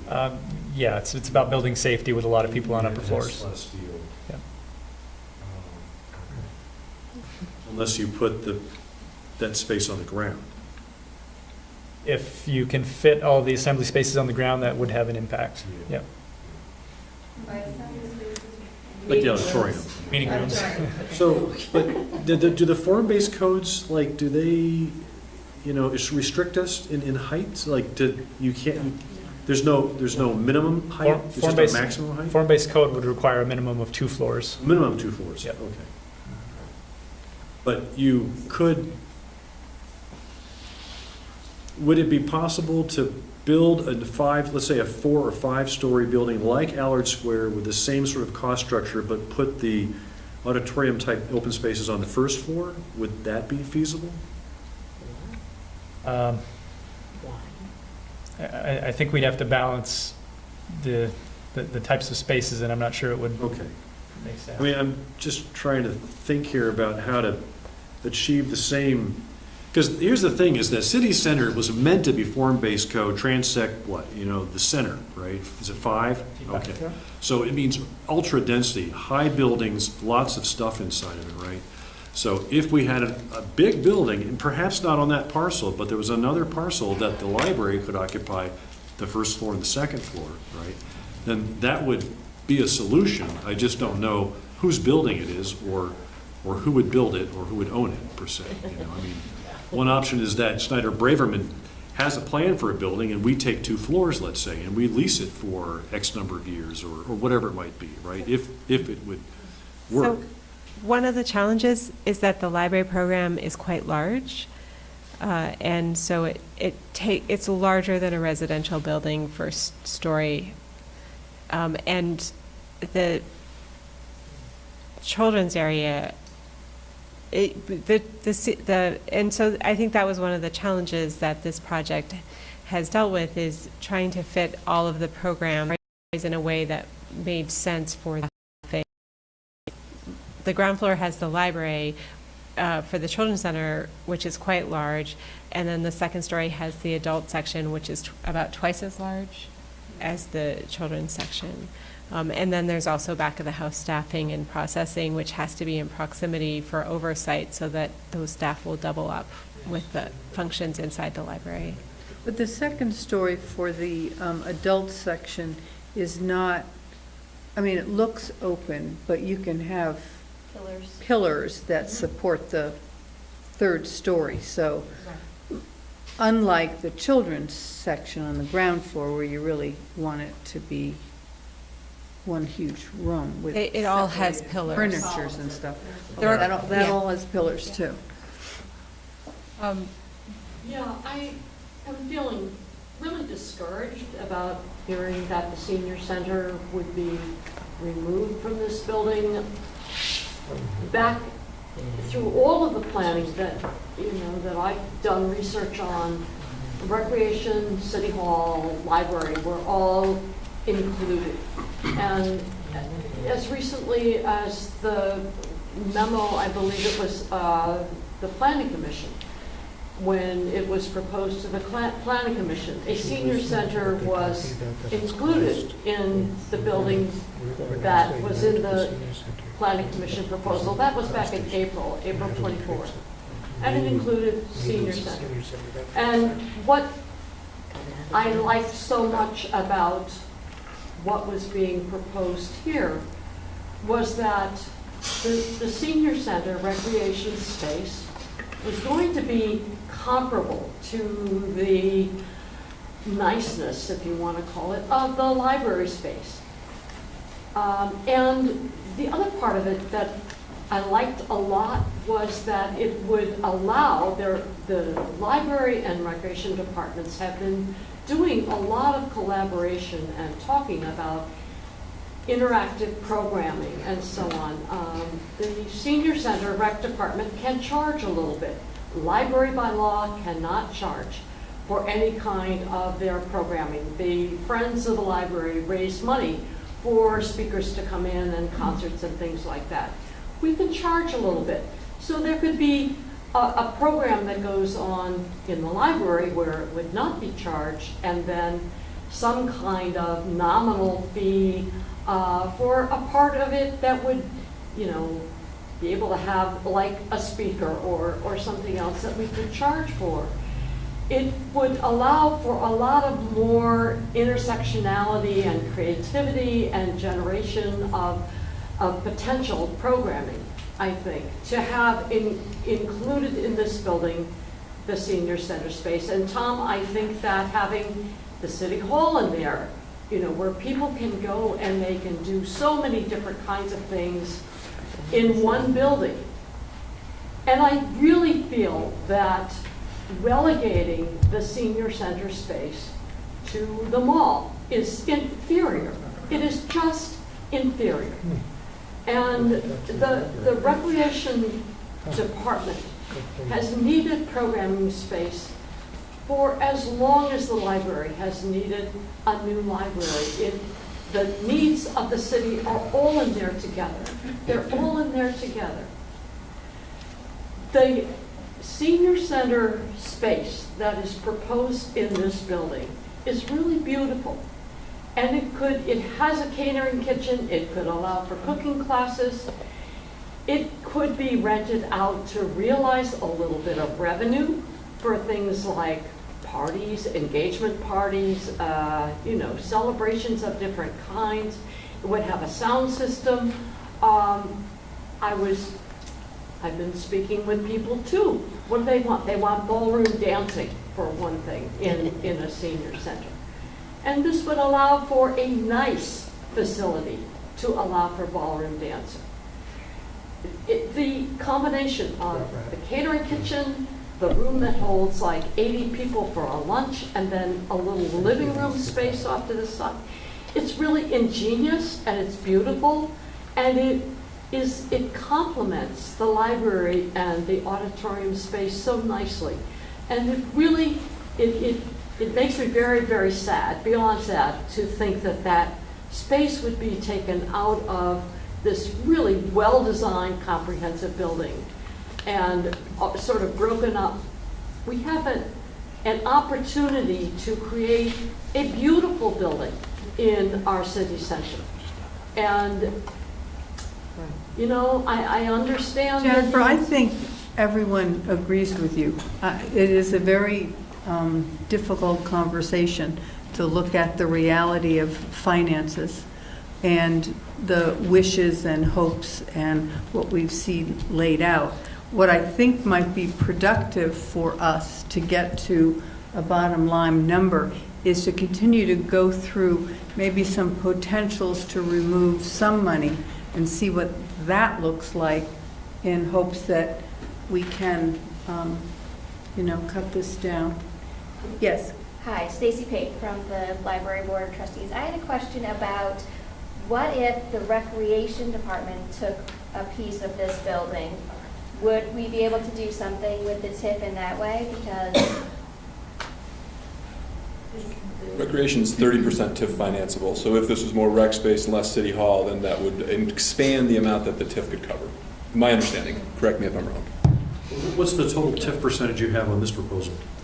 So the total TIF percentage, we're actually at the total TIF, I don't have it as a percentage. I know what's eligible, but the eligibility that because we applied in 2013 and 2015, it's the amount, the cost of the building, including the site, the land acquisition and everything, is higher than what we estimated at the time of the application.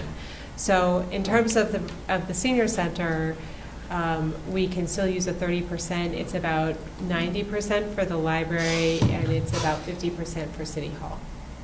50% of the 10%. So 5% for City Hall, probably 28% for the library, and 30% for the recreation. Would we have to go back to the count, huh? VEPSI? Yeah, VEPSI, with a new number? We If we could went go forward? back and ask them retroactively to make that change. Well, I just But I wanna- haven't included that. I would like to share my perception that this building is an investment. And I see a lot of synergy between City Hall and the library, and that having both would be much more of a catalyst for further development of City Center. And as I understand it, commercial development is much more beneficial from a tax perspective than more residential development all over the city, because we share. Anyway, I think we really need to think about this as an investment and what it will generate to help us meet those needs that I've been hearing people talk about, the future needs of the city. And you know, truly, we're talking about $26,000 a year added to my tax bill. I mean, I don't understand why we're not talking about bargain to our residents. That's not the only amount that's going to be added to your tax bill, because there's healthcare, there's fire, there's. I know, but I'm talking about the additional tax revenue of the development of City Center that will be available to help pay for those things. I mean, it sounds like people are talking as if City Center is going to be nothing but, you know, the library, the City Hall, and the two buildings, and there's another development on City Center that's residential, that it's all going to stand still, and there's going to be no new generation of taxes for the city to help meet its needs. And I really seriously don't. I mean, what do we have a district for if nothing's going to happen in City Center? I mean, I think we need to think. It's not going to help our needs for the next 17 years, though. So it will help us build City Center, public infrastructure, but it won't come back to pay for fire. It won't come back to the same degree. Well, there are all kinds of impact fees. That we people do have impact fees, but they're Yeah. using them in this fee structure. Well, the other thing, I just want to say one more thing, and that is, I'm a little concerned about the configuration of the senior center, because 40% of the households in South Burlington are headed by a senior. And I think the programming for that center is based on the lifestyles of seniors in the past 40, 50 years, however long our seniors have been active. With the baby boomer generation, which is retiring and everything, part of it, I think the lifestyles and the desires of seniors are changing, and that I just think maybe we ought to do a little bit more needs assessment and research in terms of what the total population of seniors in this city would like in terms of a senior center. I mean, it just seems to be a replication of what we've had in the past, and maybe that's what everybody wants. But I have some, They want pickleball. It's true, they do want pickleball. I know, I'm not saying that that's a different lifestyle Well, the thing. pickleball is not going to happen in that. No, it's not, that needs a rec center. So we have a question. Yeah. What would you like to pay? What do you want to pay? What do you want to pay? Well, we were told 17 million was the target. I got a couple of questions. Can I? Yeah, You wanna go first? Tom has something. Really quick, I just want to say, we've all run for office. I've run for office, and I do my best to listen to the community on everything. And I fully support, and I said this based on what I've heard from people, a library and recreation space. The root of my questions here is just on that city hall piece. And my concern is about rec space.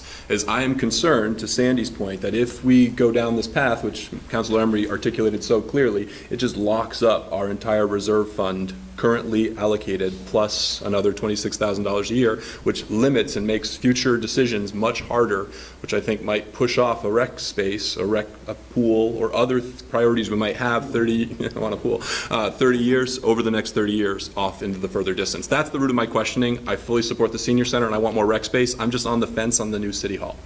Does that make sense? Okay. Sure, David? Well, a couple of things. First, Sandy, your points are very well taken, and indeed it is an investment. The challenge is selling the fact that it's an investment to all the people that are going to vote. That's always hard, as you know. People have trouble visioning what that's going to do for them down the line. In my mind, it enhances the value of choosing South Burlington as a place to live for future families, and that's what this city is all about and should be all about. Having said that, we can only build what we can afford. So I got a question that relates to my earlier one. Incrementally, how much will we save if we just build a library with an auditorium? I don't know how long it takes to come to an approximate number, but we have to know that number before we can talk about that opportunity or possibility further. And then Tim just said something that is interesting on the senior space, which is recreation space. Maybe, this is just, you just made me think of this right now, but we're just having a general conversation as to how we can do stuff that's affordable. Maybe if we reduced the space and took a lot of that down and out, maybe the potential deal with Tony Cairns on Dorset Street, where he has the ability to put 2 more stories on his building, maybe in a couple of years, we could then finance one of those stories on the building, and that could become the senior space, and it would be even more space than we're talking about now. Just a pie-in-the-sky idea, but his original permit, if I'm not mistaken, enabled him to have that building 2 stories higher. Is that? That's correct. So there's working room there too. I'm just tossing out ideas. The next question I had is how much, and I just missed this. If we were to go just to library auditorium, how much parking is there with that? How much does it need? How much is there? Since we wouldn't have the school property, I think we have to go up a level, because we Under. were under. And that's an exceptionally high expense. It would be 60 spaces? 40,000 a 60, space? so it's 2 per 1,000. How many spaces do we, The target 2 per for the 1,000. library? 2 per 1,000. Two what per 1,000? 2 spaces per 1,000 square feet. How many square feet are we talking about? It's approximately 30, Just the library? right. Just the library would be 30? Well, library and auditorium. So you'd need about 60 parking spaces underground in order to pull that off. I think that's the total number, but we were able to fit less than 30, I think, underground. So I've expressed this concern. So, wait, hang on a sec. Go ahead. You could only get 30 underground? I think we were 30 to 35 at the very most or with a large 28. footprint. Oh, Because of the Allard Square. if this was just a library, Yeah. all we So- would have is 30 underground dedicated space. I'm not sure that you would get that many also because you would need space for your utility. That was without the utility easements. So let me then ask the So rest of that less question. than that. If let we her built- answer though. So you'd have to take some of the underground parking potential now for the underground utilities. Correct. That, because we wouldn't need Because- the school property, and we wouldn't be Right. building right to the edge. Right. So you'd have fewer parking spots. And that's all we would have. And there's the Allard Square access too. Does Right. that take some away? Yes. Yes. So if we built the whole project, how many parking spaces do we have for the whole So building? we would need 100. We would have approximately 40 on site, and there would be 25 bicycle parking spaces, so that would reduce us to 75, and so 25 plus 40, 65, and so the remainder would be off-site. So we're tight on Plus parking no necessity. matter which way we go. We are. But in That's my, yeah, those numbers are developed, 2 parking spaces per yeah, 1,000 square feet based on library, retail. They're based on the form-based codes. So retail can be much higher. It can be up to 5 spaces per 1,000 in a suburban setting. And the parking that we'll have will be directly behind the building, that will be on site, will be directly behind the building and at grade, as opposed to in underground. if we went the whole thing, if we did the Right, whole project. correct. And Or well, off-site if would- we include this school property in the project, And off-site would, when we say off-site, how far off-site? in the vicinity. You So got the within a U Mall block. that has how many parking spaces? No, I know, but I'm thinking the with middle of the the, street. the middle of the winter, it's mean, discouraging for With- people, Within a block. right? It's around all these parking spaces. I guess we have to follow our own form-based code, but the reality is there are a gazillion parking spaces within walking distance to the proposed library.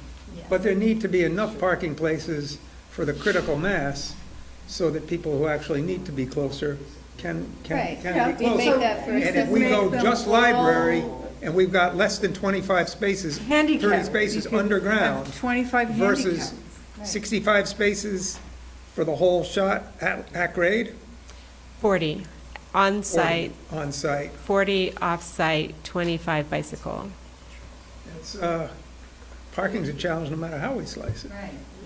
Use the bus. Yes. Yes. The last piece I was going to ask is, I'd like to, because we're just having a general discussion, I'd like to hear from Kevin and Tom, when we talk about eating up most of our available funds, how do you guys see this as the city management? How do you see this as potentially impacting us going down the pike in the future? If we eat up 800 and, because the concern isn't we're only gonna eat up 26,000 more dollars, it's that we're eating up the ability to use any of the rest of it for anything else. I'm curious as to how you guys see it. Because you're the ones that are gonna have to manage it. And so how, just, you know, in the general discussion, how do you see it? I mean, Well- is this high stakes, high risk game, or do you see, gee, it's gonna work out? Explain, please. I think one of the reasons that Alana had included in her memo to you what some of the other ideas were is just so that we wouldn't lose track of the total picture that we had in terms of priorities for city center and for the use of TIP money. Some of the things that Megan talked about earlier, really important things. As the finance guy, I'm hearing you. To me, the general fund is the critical budget. And the TIF funding, right, allows us to do some of the things we might not have been able to do with the idea of building a city center reserve fund, which we've done, and we got it up to that $860,000. If last year wasn't so critical in terms of the number of things that we needed to have and had to cut, we wouldn't have taken it back to the $750,000. We knew that 860 was about in the ballpark where we needed to be. So I think the story that we've told to the voters over the years is that we're going to have opportunity through TIF financing to be able to do things that we wouldn't have otherwise been able to do, and that's why we went after this. Secondly, we told them that over a course of a number of years, we would build a reserve fund that would support the city share, the local share, to be able to do these types of things so that when these projects came up, we wouldn't ideally have to raise taxes any more than going to that city center reserve fund level that we had identified. This is pretty close to that, but you're right, that's kind of a capacity number for the reserve fund. So in terms of additional projects that we would look at in the short term, the potential for an indoor recreation space, I think is a more immediate concern than maybe some of the other ones that Alana had listed on her sheet, but they're all important priorities to the city. And I think that's something that we do need to keep in the back of our minds. How we fund the general fund is different, I think. I think we're doing exactly what we told the voters we were going to do when we said we're going to build the reserve fund so that we have this capital outlay of money that we can utilize for these big projects. So are you saying that capital funds are not going to have an impact on things that are unanticipated, like an unanticipated 15% increase in health insurance, which is totally out of control, or the need for a new fire truck, so those are two separate pockets. The general fund, which comprises that $860,000 number. So if we increase that to $886,000, there's an additional $26,000 of money that would need to be found either through an increase in taxes or an increase in the grand list, or a combination of those two things that would offset it.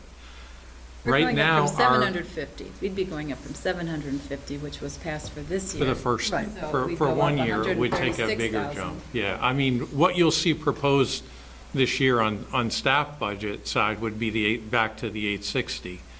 If the council authorizes it to go to the 886, then that's the number you would see. But we'll be prepared to come back to you with the 860 number. And that's part of the increase that we'll be looking at for this year. The general fund itself, in terms of the capital budget, the capital improvement budget, has been cut over a number of years and has kind of got us to a place that is critical in my mind in terms of some of the expenditures that have been deferred down the road. A lot of towns have a dedicated 2 cent on the budget for capital funds. We don't have that. That's part of our budget number.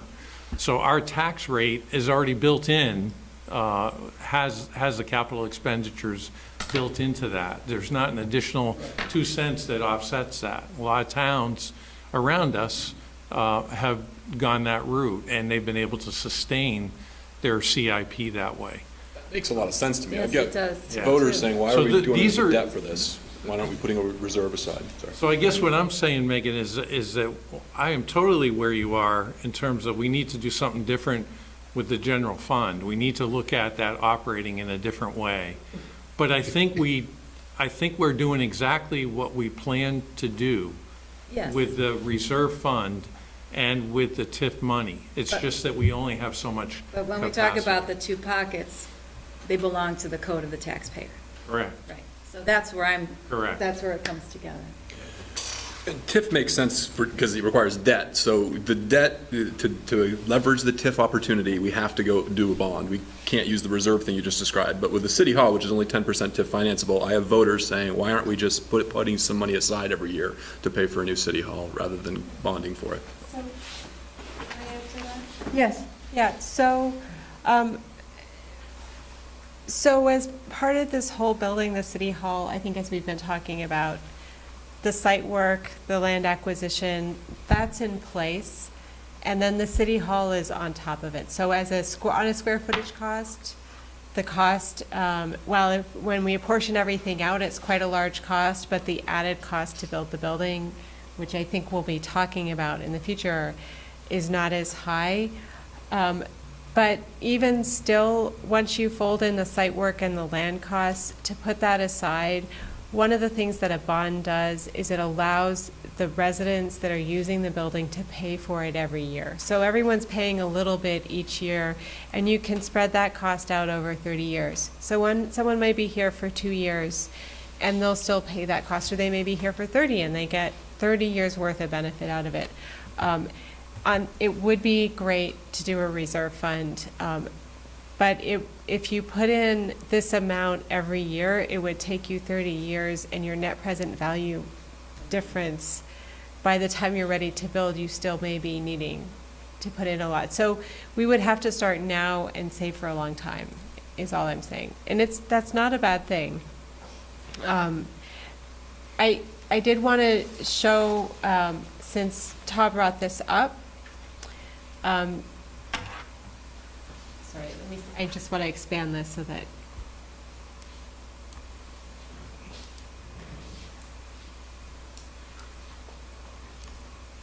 So I have two sheets here. One is a sheet, and this one shows 26,000 more than 860,000. I'm showing this year as 2019. The following year, it goes up. It does not actually have to go up for about 10 years, but at some point it will need to go up in order to, meaning that you can ease in the increase over time. You just end up with a higher increase at the end of that time, and that is then steady for quite a while.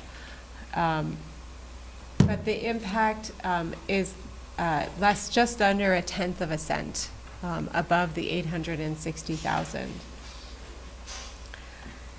And presumably the grand list increases each year a little bit. Which is not factored in. And that's not factored in. That's Right. this year's grand list. And this also doesn't factor in any additional cost reduction due to a capital campaign or impact fees. I also, there were some cost reductions, which I have a slide to show you, and they're related to wow factor and sustainability elements of the proposed structure. And so those cost savings, and there are other ones that we have question marks on, but these ones add up to 800,000. That reduces the annual contribution to 840,000, so less than 860,000. Sustainability is one of our. Right. And I can show you, so some of those are things that could be added later, and some of them are things that would not. So the sustainability includes the structural strength for future expansion. In talking with Steve's team and John's team, they feel that a lot of times when buildings are strengthened for future expansion, that is either never used. Now, I explained that this is a 100-year building, and we're not going to buy another piece of land that is this good in this area. Because codes change over time, so depending on the time frame between when this building is occupied and when the expansion occurs, codes may change. In addition, the needs may change, and we may be looking for an addition in a different location on the building. Second library somewhere or something, maybe. And a green roof is one item that can be added at a later date, so it doesn't have to go in with the building. And then the sunshade fins on the front, I also think they look really cool, but those are not essential to the functioning of the building. This is my last question of We three. do have another. And it's on that spreadsheet. Can she finish with some other? So some of the wow factor items, the central skylight in the library, the roof terraces on the 3rd floor and on the library, the fireplaces, there's 3 of them in the building, the sidewalk snow melt that's in the front of the building and the rear of the building, the generator. Most of our buildings do have generators, and most of them have emergency functions. This building would not have an emergency function. In an emergency, usually we would go, not we, but city management would go to Public Works or the police department. I'm sorry, police department or Public Works. And then the type of elevator, we have the nicer elevator right now. There could be an equally functional elevator that would cost less money. So those are, so to get combined, those two are about 800,000. It's possible we could pull another 100 to 300, maybe more out of the building, and especially down the road, once more is known. So that is the second spreadsheet, which I'll walk you through. However, Could you go back? I'm sorry. yeah.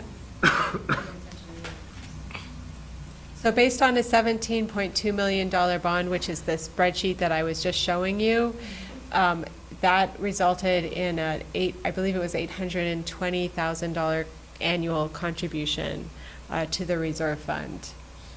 And it slightly reduces the TIF contribution also, although less so.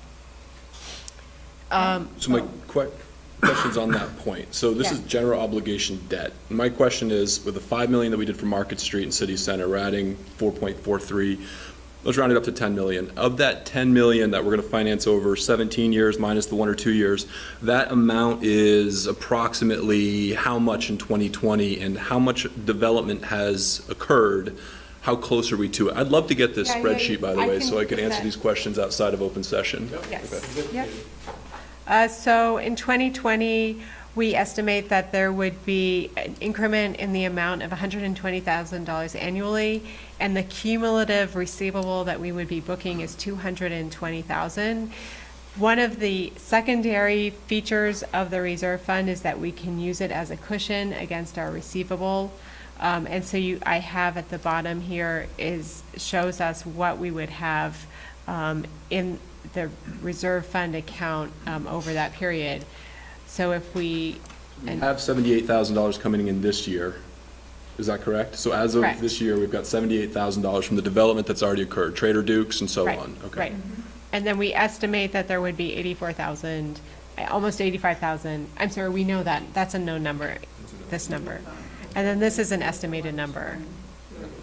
And this is based on the development of a property that's two properties, one property that's under it, that's, I believe, in sketch plan, and one property, I believe both of them are in sketch plan, and will be at, one of them will, we count them when they're occupied on April 1st. So, and there's various degrees of development that they will reach before each April 1st. So it takes a year or two for them to come on.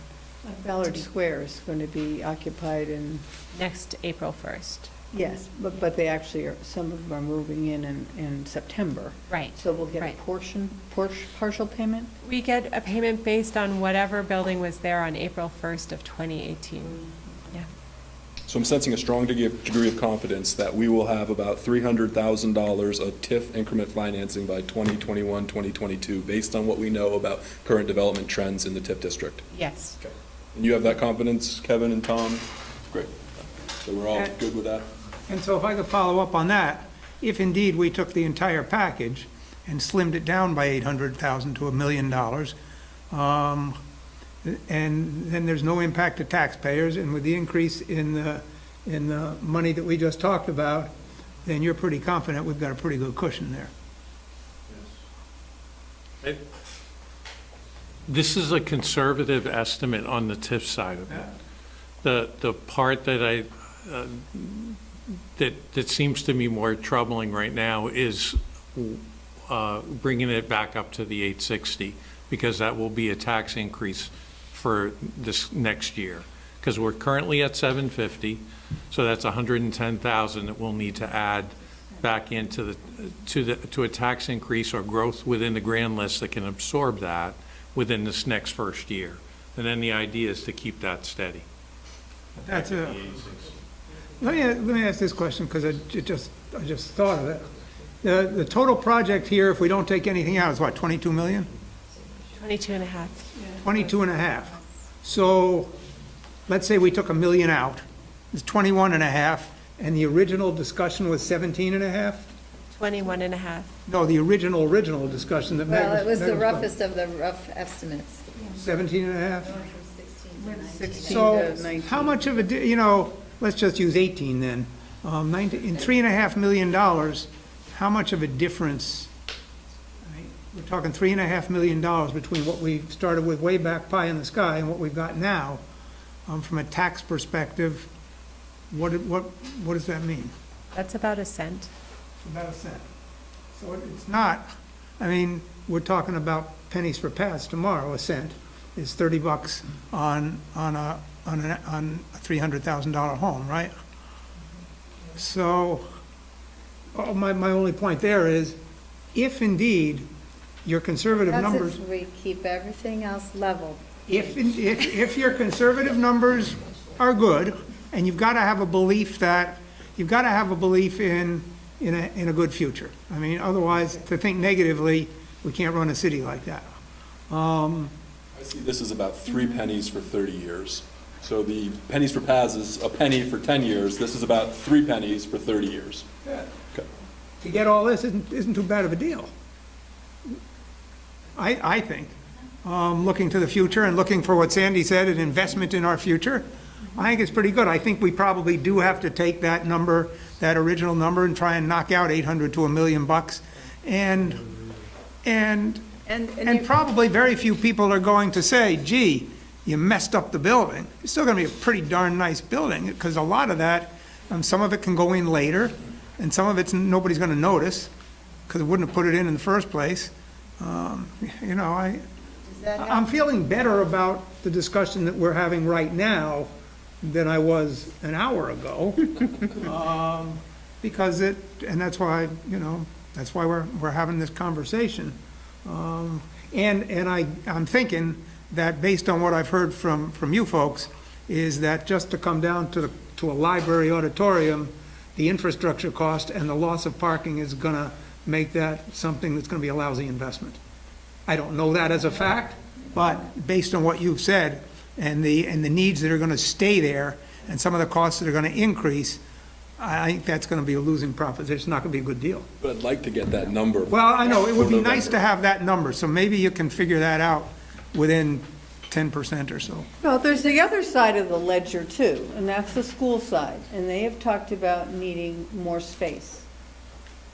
And either having to rent it, administrative space, or, I don't know, buy it or something. Well, that's a great point, because if we screw the deal up. Same taxpayers Yeah. that pay that bill as pay the city portion. So what you're So, saying is if they don't get this building, we're screwing up the schools. we're not screwing up the schools, but that's another potential tax increase that we don't control. That's, I get it, it's not our I would want David Young to come in and talk conversation. about that directly with his accounting guy. Pardon me? I would want David and his accounting guy to come in and talk about that directly. I don't want to Right. presuppose Assume. anything about I what their agree. budgets are like, or what administrative space they actually need, which is precluding real programming space for the school. I don't know what those facts are. No. It's conjecture I don't at this know all the point, facts, you I know. just have heard David say that there's an impact and they are looking at that. They're looking at that, right. I Okay, understand. as we Yeah. are looking at this. I understand. And I'm just saying, this was one way that potentially alleviates that pressure on the school portion of our taxes. So it's not just a zero sum. Does this include a contingency? Because costs Yes. always go up. Okay. There's an owner's contingency, and there's also a construction design contingency. How much? The construction one is currently at about 800,000, and the design one, I believe, is 700. 700. Yeah. So we're not to 10%. Combined, they're at 10%. 1,500 adds up to $15 million. Of the building cost, Of and the then there's building. all the fees on top of that. Sorry? So there's the fees and the purchasing the land. And Oh, okay. Yeah. Those are the numbers we don't have. Okay, all right. To Tim's point just raised, that's really, I've raised it before. I want to hear on Wednesday with the school board how much they need this space. That's an important thing to hear. That's a question I have for them. That's very fair. Yes. I'm not sure they've had enough time to think about it, but they will have some thoughts. And just from a discussion about a parking garage or not a parking garage, an elevated parking garage, their feeling about a north-facing balcony, I would be very curious to hear too, based on. Who's feeling? School board. The schools. Shooters, active shooters, Yeah, that was a active concern shooters, raised. kinds of, that was the concern about a parking garage. The Yes. balcony Yes, overlooking the school. north side. That's the second story. It's the country we live in. Balcony. I certainly don't, I hope we don't have to get to metal detectors in our library. That's just, I want to, okay. Jay, you've been pretty patient and wanted to say a few things. I love this building. It makes perfect sense to have City Hall in city center, and having all of this together makes perfect sense. But there is that number, that total number that, you know, I don't know, you probably have a better feel. Will the city go for it? I hope they do. I think it makes perfect sense. But two alternatives, if it didn't. If you knocked out City Hall, I'm not thrilled with going with underground parking. If you knocked out City Hall, you're cutting the parking need, I would assume, in half. No, I don't know. Just the staff part, just the staff part, but not the user part. It's the square And the footage that auditorium. determines it. Well, Yes, if you did, if you took the City Hall off, it's going to be less money. I'm not thrilled with underground parking. Is there an option? And I know how easy it is to negotiate with the school. You've done that, to add some parking as they have now to allow, for us to build on that space just the 2 floors of the library. I mean, my concern is the library. I'd love to have the City Hall too. My concern is the library. The second alternative it was brought up about Snyder-Braverman incorporating into their buildings. Has anybody ever talked, as a city, talked to them to put it into one of that? Could they incorporate into one of their buildings what we in fact need for City Hall? Not to build an Allard Square type building, but a building that could have 2 floors of an appropriate library, and then they build 2 floors of whatever they want above it. Well, we have had, like Jean Bedoin came in, he initially said when he wanted to buy Central, or mark up Central School and, put a Target and all sorts of. Whole Foods, he was talking about. He talked about that very thing, that he would put the library, he would build it and it would be part of the deal. No one else has come forward with that idea, I don't think. But has anybody spoken to Snyder-Braverman to say, would you do this? I don't know. Not recently, Jay. I can pretty much tell you if for the right price, they will lease us or condominiumize for us in another building someplace. And then, I don't know, the costs are going to be that much different, but. To do that. But I don't think it's going to change the square foot cost of the expectation of the library and senior center. If we leased, we wouldn't be able to use TIF money to pay a lease, would we? We're asking the question about whether or not we could if it were a capital lease, and I don't know that we have that answer, do we? We have half of it. What's So that? I have half of the answer, which means I don't have it from the tax department yet, but I have it from the other department, and the answer is yes. But I think that you would still be facing, you would still have the same soils and the same structural concerns on the site. Jay's talking about another site, but the soils are pretty consistently Yes. bad throughout. In fact, I think this is the closest site to, there's one other site that might be closer to bedrock, but it's not, yeah. I don't know.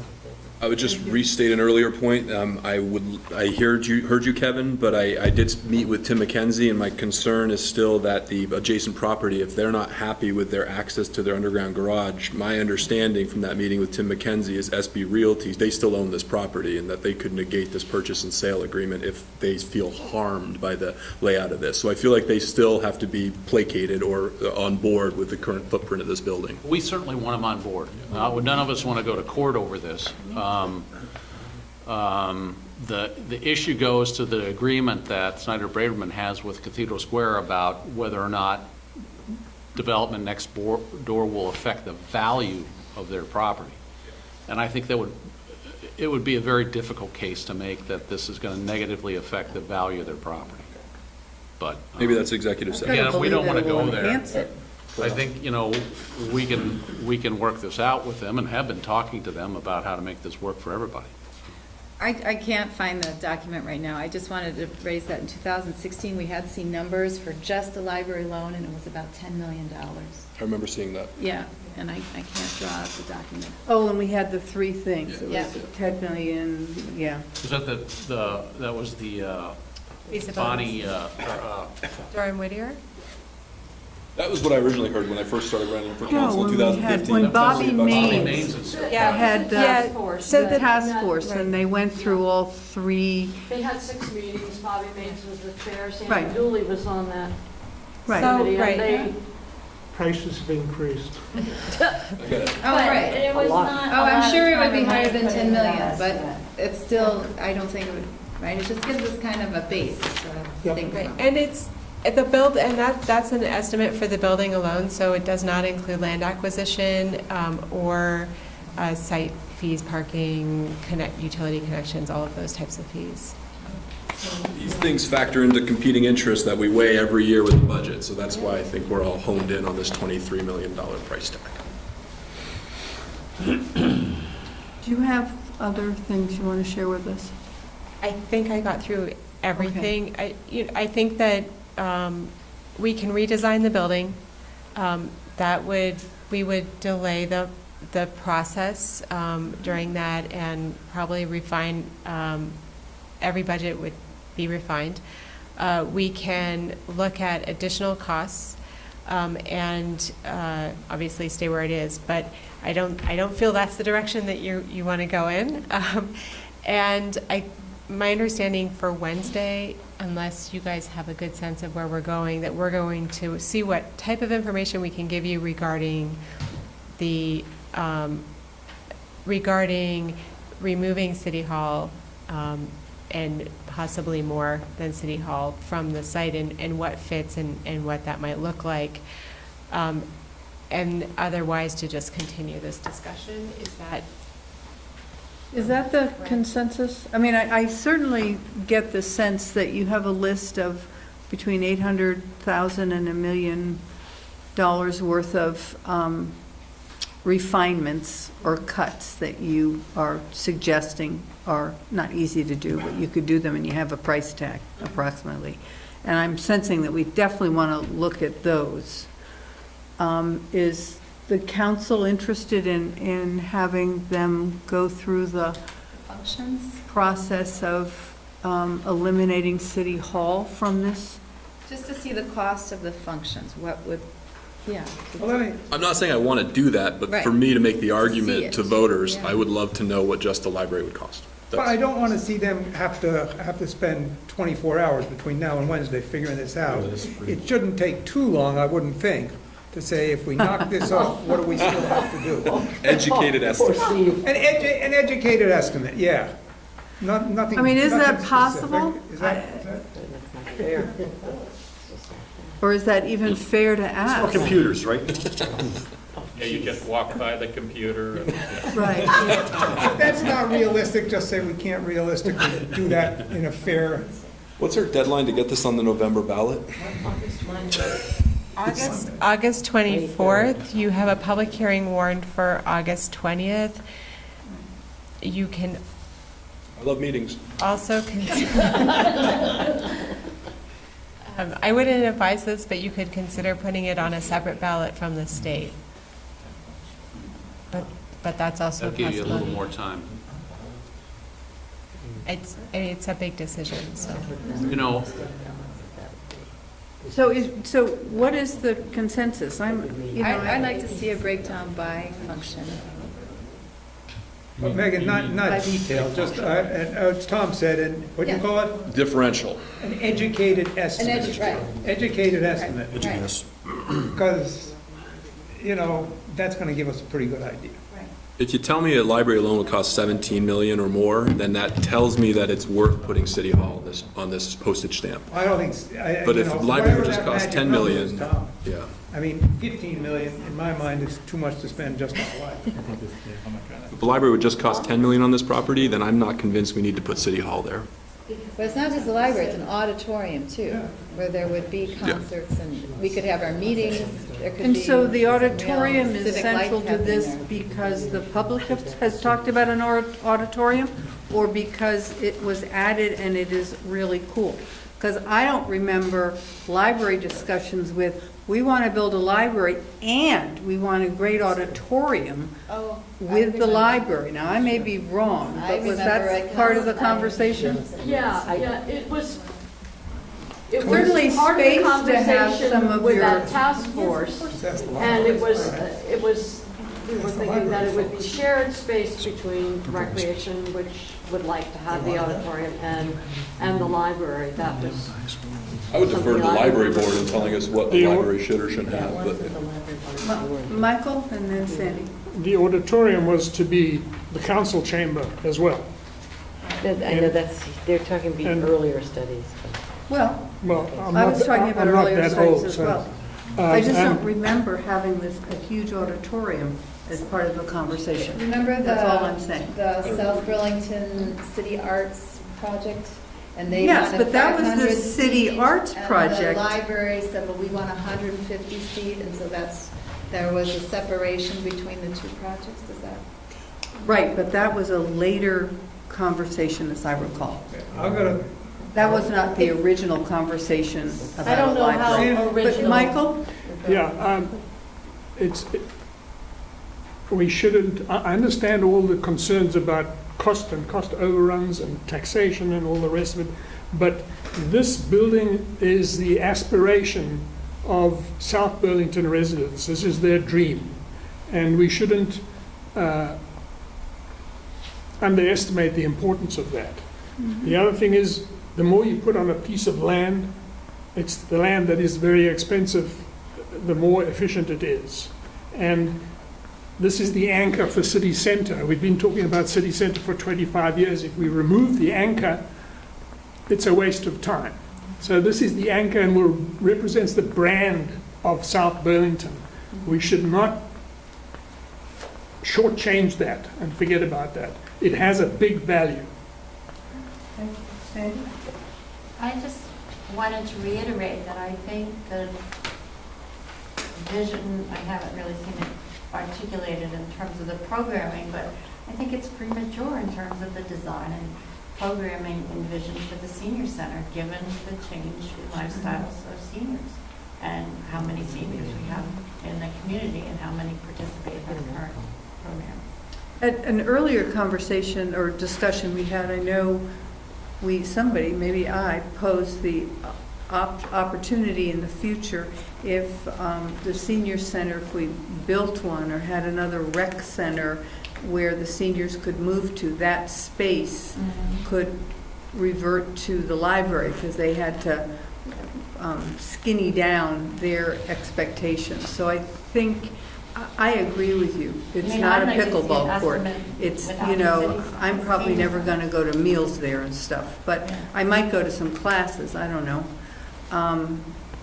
But it is the senior center space as envisioned is probably not the senior center space for 2050.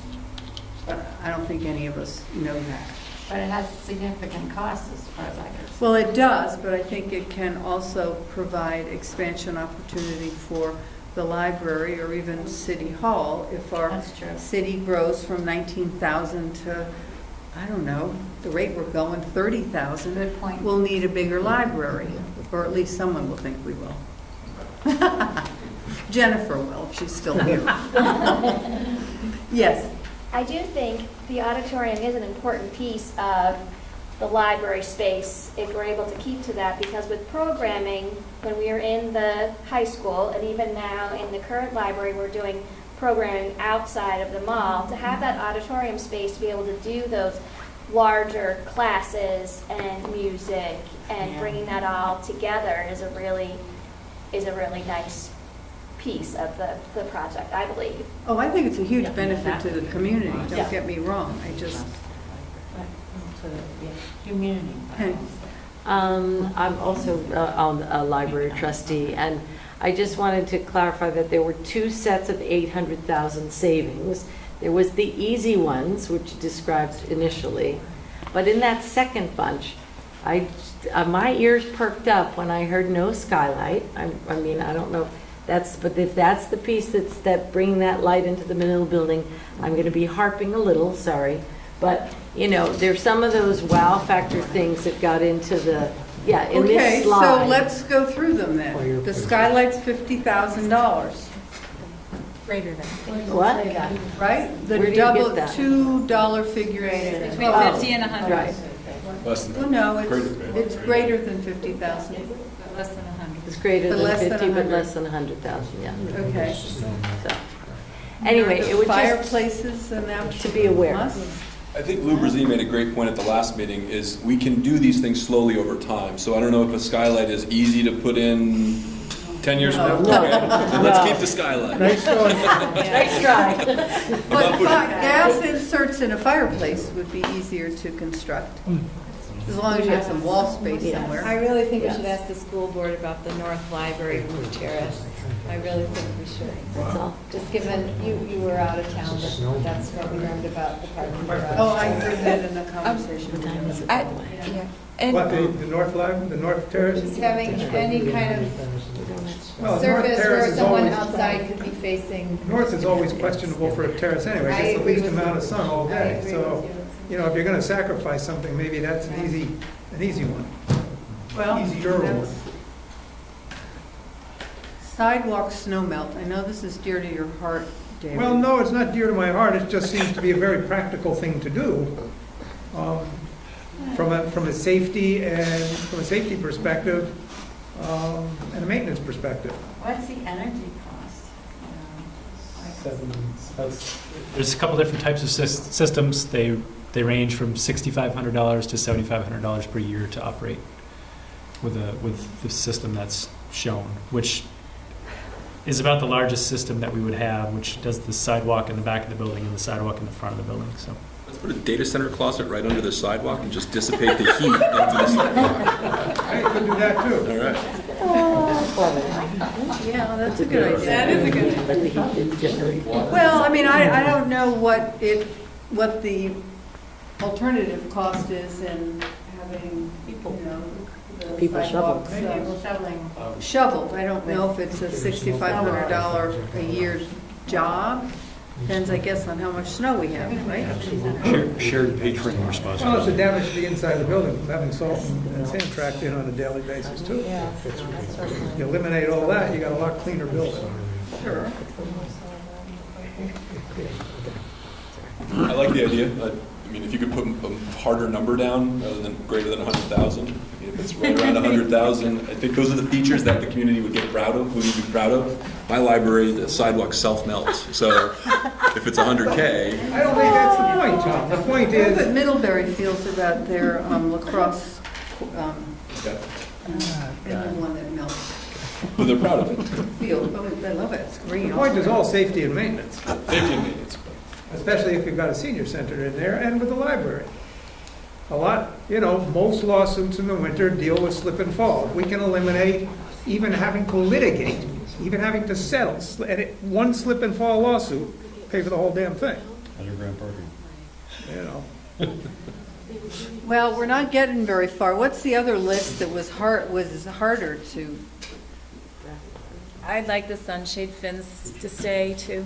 I think the green roof can be added as Steve said, but the sunshade fins, I think that having the cooling, that's worth a lot for the south side of that building. I would give up future expansion as well. I mean, I think you made a great case that rarely do you ever really expand that way.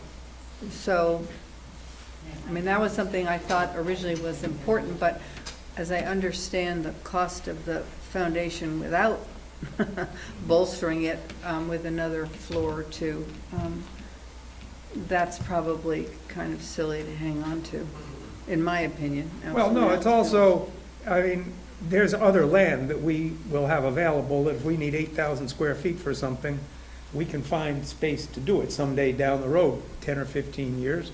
It's not like we're gonna run out of land, Well, depending on what it's for. depends on how we use our land. Well, true. Run out. But I'm Yeah, okay with that. And I I'd think take the that green out. roof we could do later. Yeah, I'm okay with that, so that's a couple $100,000 there. I don't know how much energy the sunshade fins actually save. If it's a lot, then it may be worth leaving them in there. That's an air conditioning saving in the summertime, and, right? And that's becoming more and more necessary, isn't it? Yeah. Steve, do we have to put shades in addition to the fins, or will the fins take the place of shades? Well, the fins on the outside are going to function in a different way than than they would on the inside. The ones on the outside are meant to block the summer sun, but to allow the winter sun into the building. An internal shade that somebody can control is more about, I don't really want the sun on me right now, I could make that change. So You those, still have, even with the fins, do you have internal shades? That's what he said. I think you would want them in. Yes, because they're different functions. You would still have them. They're different. Well, it sounds like people don't want to lose the skylight, is that right? That's right. Annie, talking to you. Well, Yes. I'm I only know, one of the I was people, talking she's to talking the to her council. council. See, they know about me Skylight already. stays in? I would like. Central to- skylight? Well, everything you read, even from a medical perspective, the more natural light people have, the better it is for people's You're gonna have a lot of well-being. windows on the If outside. we're gonna do this, let's keep the skylight. As for the north terrace, the school shooter concern is valid, so if we're gonna save money by dropping it, I'm open to that. I gotta tell you, you're talking about terrace in, from the city hall. Yeah. If somebody with a mind, with that intent has to get through the city hall to do that, we got other problems. The world we live in. That's that's the top of the library. Yeah. The east face one is library, yeah. on top of the second floor, right? The north Yes, facing yep, is so you're correct, it's the second floor of the library and the third floor of the building. There's one on the north and one on, and the Oh, one on the in third back. and the south. Oh, okay. Mhm. Yep, Is that correct? yep, you're If both we correct. don't Oh, put wait. a terrace on the north But- library, but- it's just empty space. But I did have a long conversation with Sergeant Doobie about this, and he felt that this is not, that both because of the distances involved and because of the number of people a shooter would have to pass by, that someone would notice them, or they would be coming into City Hall, they're screened, and it's such a distance from the front door in the library that. And I would recommend that the school board or you have a conversation with him, because he was very articulate on this subject. I'm a parent and a voter, and that could be a sticking point, so I think the school board needs to weigh in on it. But if you don't put a terrace on the north end, is it just empty space? You could make it a terrace later? It could be a terrace later. So, I mean, as we said, north terrace is not the best terrace in the world anyway, so leave the east third floor and take out the north, right? Good compromise. Make sense? I mean, we're happy either way, I just, What? so whatever you say. It's where, yeah. just- Then we get to the fireplaces, that's a tough one. Oh, we need the fireplace. Does the senior center need a fireplace? I mean, really? Jennifer? I think downstairs, when you enter, that is sort of a focal point, and that's really cool. But for the senior center living room, What about the library upstairs? Do they need one? Yeah. I'd be happy with one downstairs. yeah, I would be happy with one in the downstairs too. And we got one downstairs and no others. The fireplace, especially the one downstairs, was one of the big things. Yeah. And the visual, because of the visual. Yes, no, and I wouldn't want to get rid of that. I mean, I think that should be really beautiful. Yeah, they just asked you. They said, "Rec, what do you think about?" Oh, sorry. Yes. Yes. Oh, sorry, I did not hear you ask a question about fireplaces for senior center. Do you need one there? The answer is no.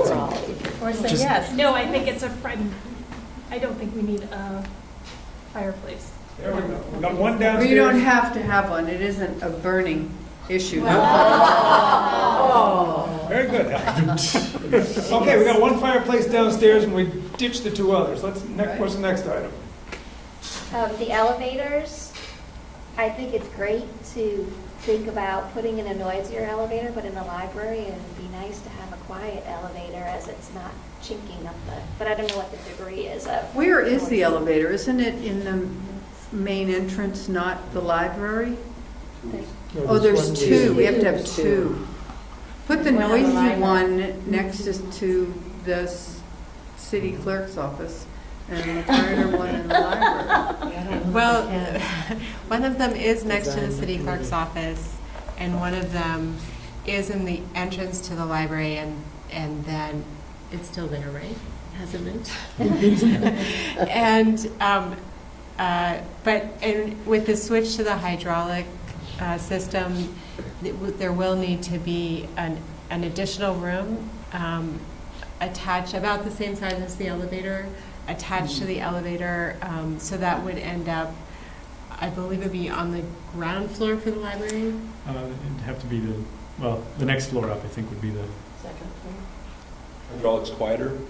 hydraulics are noisier. And requires an extra room? It requires extra space, yes. So why would that be a savings? And how much are we saving? 40,000. Quiet elevators. 40,000. Right. How many square feet? Another Leave room? the elevators. 50 square feet per? Per elevator. That seems like it's a lot. So there would have to be a room here and then one here. Yeah, let's leave the elevators. Leave the elevators. Keep them quiet. When's the last time you had a power failure? That lasted more than a couple of minutes? Are we on generator next? Yeah, sorry, I'm going there. Well, we're getting a better number for the sidewalks. So we can decide on that Wednesday. Generator. Do you need a generator? We do for critical functions, like we do for the PD and the fire department. But don't they have? Oh, but you don't for City Hall or the library. We have one here because the police department used to be. Right. Otherwise, we don't really. And fire. We don't really. Okay, generator's out. This is the center of the Adirondack, we have power failure. I actually remember the generator kicking in here once when we were having a meeting. You could ask what the price is for renting a Powerwall from GMP. Remember why it wouldn't. We You can could lease a ask, Powerwall from GMP. we can ask for that, yes.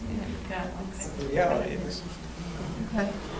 Does that give you enough specific help with how to hone this down a little bit? Yes, yes, it does. I guess it's not a million anymore. Maybe we can keep it at 800. Any other questions or thoughts anyone has? David? Yeah, not related to dollar cuts, but if we took out enough so that there was no need for any more taxes, right? If we eliminated the need for a tax increase. The 26,000? The extra Yeah, that 26,000? .001 cent or whatever. How would then a ballot item read? Voters would approve it. It's the Debt, debt. yeah.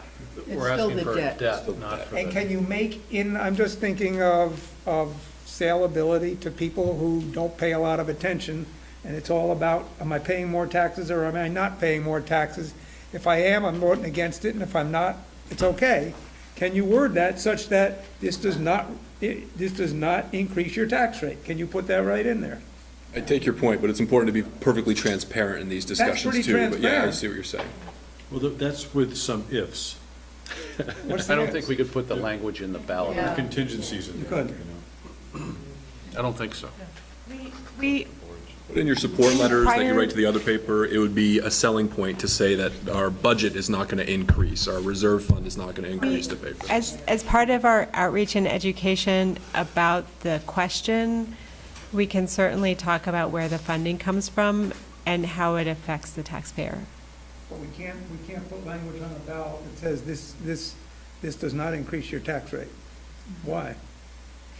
It That's doesn't, transparent, that's very truthful. it doesn't often go into that level of detail. 'Cause we're committing for the next 30 years Right. residents to repay this, because that's what a bond is. That's different. Tax rates, otherwise, we can adjust them year to year. This is where we owe this money. Our good faith and credit is on All I'm this. asking is about the tax. Here. Well, but Stephen, I think they might interpret that to mean none of their taxes would go up. Well, that's, point So well I think taken. that might create a lot I of was just confusion saying, what if? That's All what I I'm- mean, or all I'm at least for the thinking next of 30 years. It's how you sell this. It's a Yeah. valid point. If we could get it below the budgeted capital reserve fund, that is a talking point. Yeah.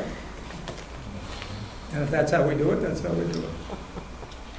Okay. Any further discussion or thoughts that you want to share tonight?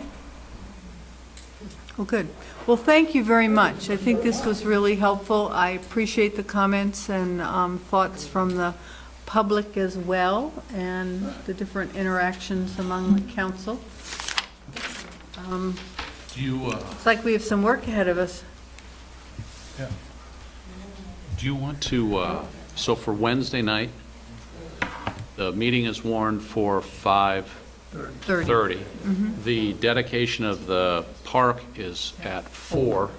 We will have pizza here probably for you in the interim.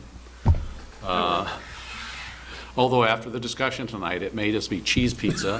There may, no veggies, no meat, just, and you're going to have water. No, but do you want to still have the school board join you?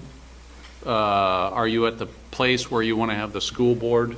Because they have been warned into that meeting. Yeah, I think we have a question, right, about Well, this if building. you wanna get this- They were warned in for the. That is for the purpose of the easement agreement. Yes, that's for, it was not, So if the council's not ready for that, that should probably be postponed. Well, the easement agreement includes whether or not they need this building, and it was based on the assumption that eventually they would want this building. True. So I just think that the purpose should be clear as to why they're coming. They may not be coming to co-sign the agreement Right. yet, but. Well, would it be helpful, can we have the conversation with, the school board chair or the superintendent or whatever, that the conversation isn't really going to be, are we going to sign this thing, but rather we would like to understand how certain they might be about eventually wanting this building. Because we're, That's an important piece for me. it is a piece in terms of funding the whole shebang. would that, And whether even we need the easement, yeah. would that possibly be just then the chair? Or do you want the whole board? Because, see, they have their part of the ballot item might too need that they have to warn. I'll be here though, because I don't know if they can meet to have the chair represent the full board, I so don't if know they if were. they've even had the conversation, Right, which right. is what I'm more concerned about, but David may have some thoughts. Yeah. I mean, they certainly had a dollar figure in their last year's budget that they took out for renting some space. I remember the conversation, they needed space for programming in the middle school. I mean, they're sort of in 4 different places. So they certainly have talked about it, but they haven't gotten to the point where they've done anything about it. They didn't have to. So they would not be coming for the purpose of signing the agreement. They would be coming for the purpose of having a discussion about their needs relevant to this building in the context of the broader value proposition for the voters, for the public. Okay, well, I'll call David first thing and see if we can get an answer on that. And it sort of seems like it would be a good conversation for the whole school board. Yeah, I would think so. Because I don't think Elizabeth speaks for everyone, particularly if they haven't discussed it in detail. That's what she would say. She would say, I cannot speak for my colleagues without, right. What has been warned for them, though, so. Yeah. We're good. Are they going to have their own meeting after they leave here? I assume so.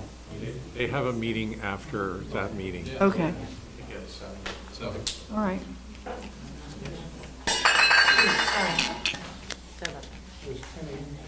Okay, is there any other business? Well, hearing none, I'd entertain a motion to adjourn. So moved. Second. All in favor? Aye. Thank you guys. very much. Thank you very much. Thanks to the public for coming. I'm told motions to adjourn don't need a second. Have you heard that? I have. I think the chair.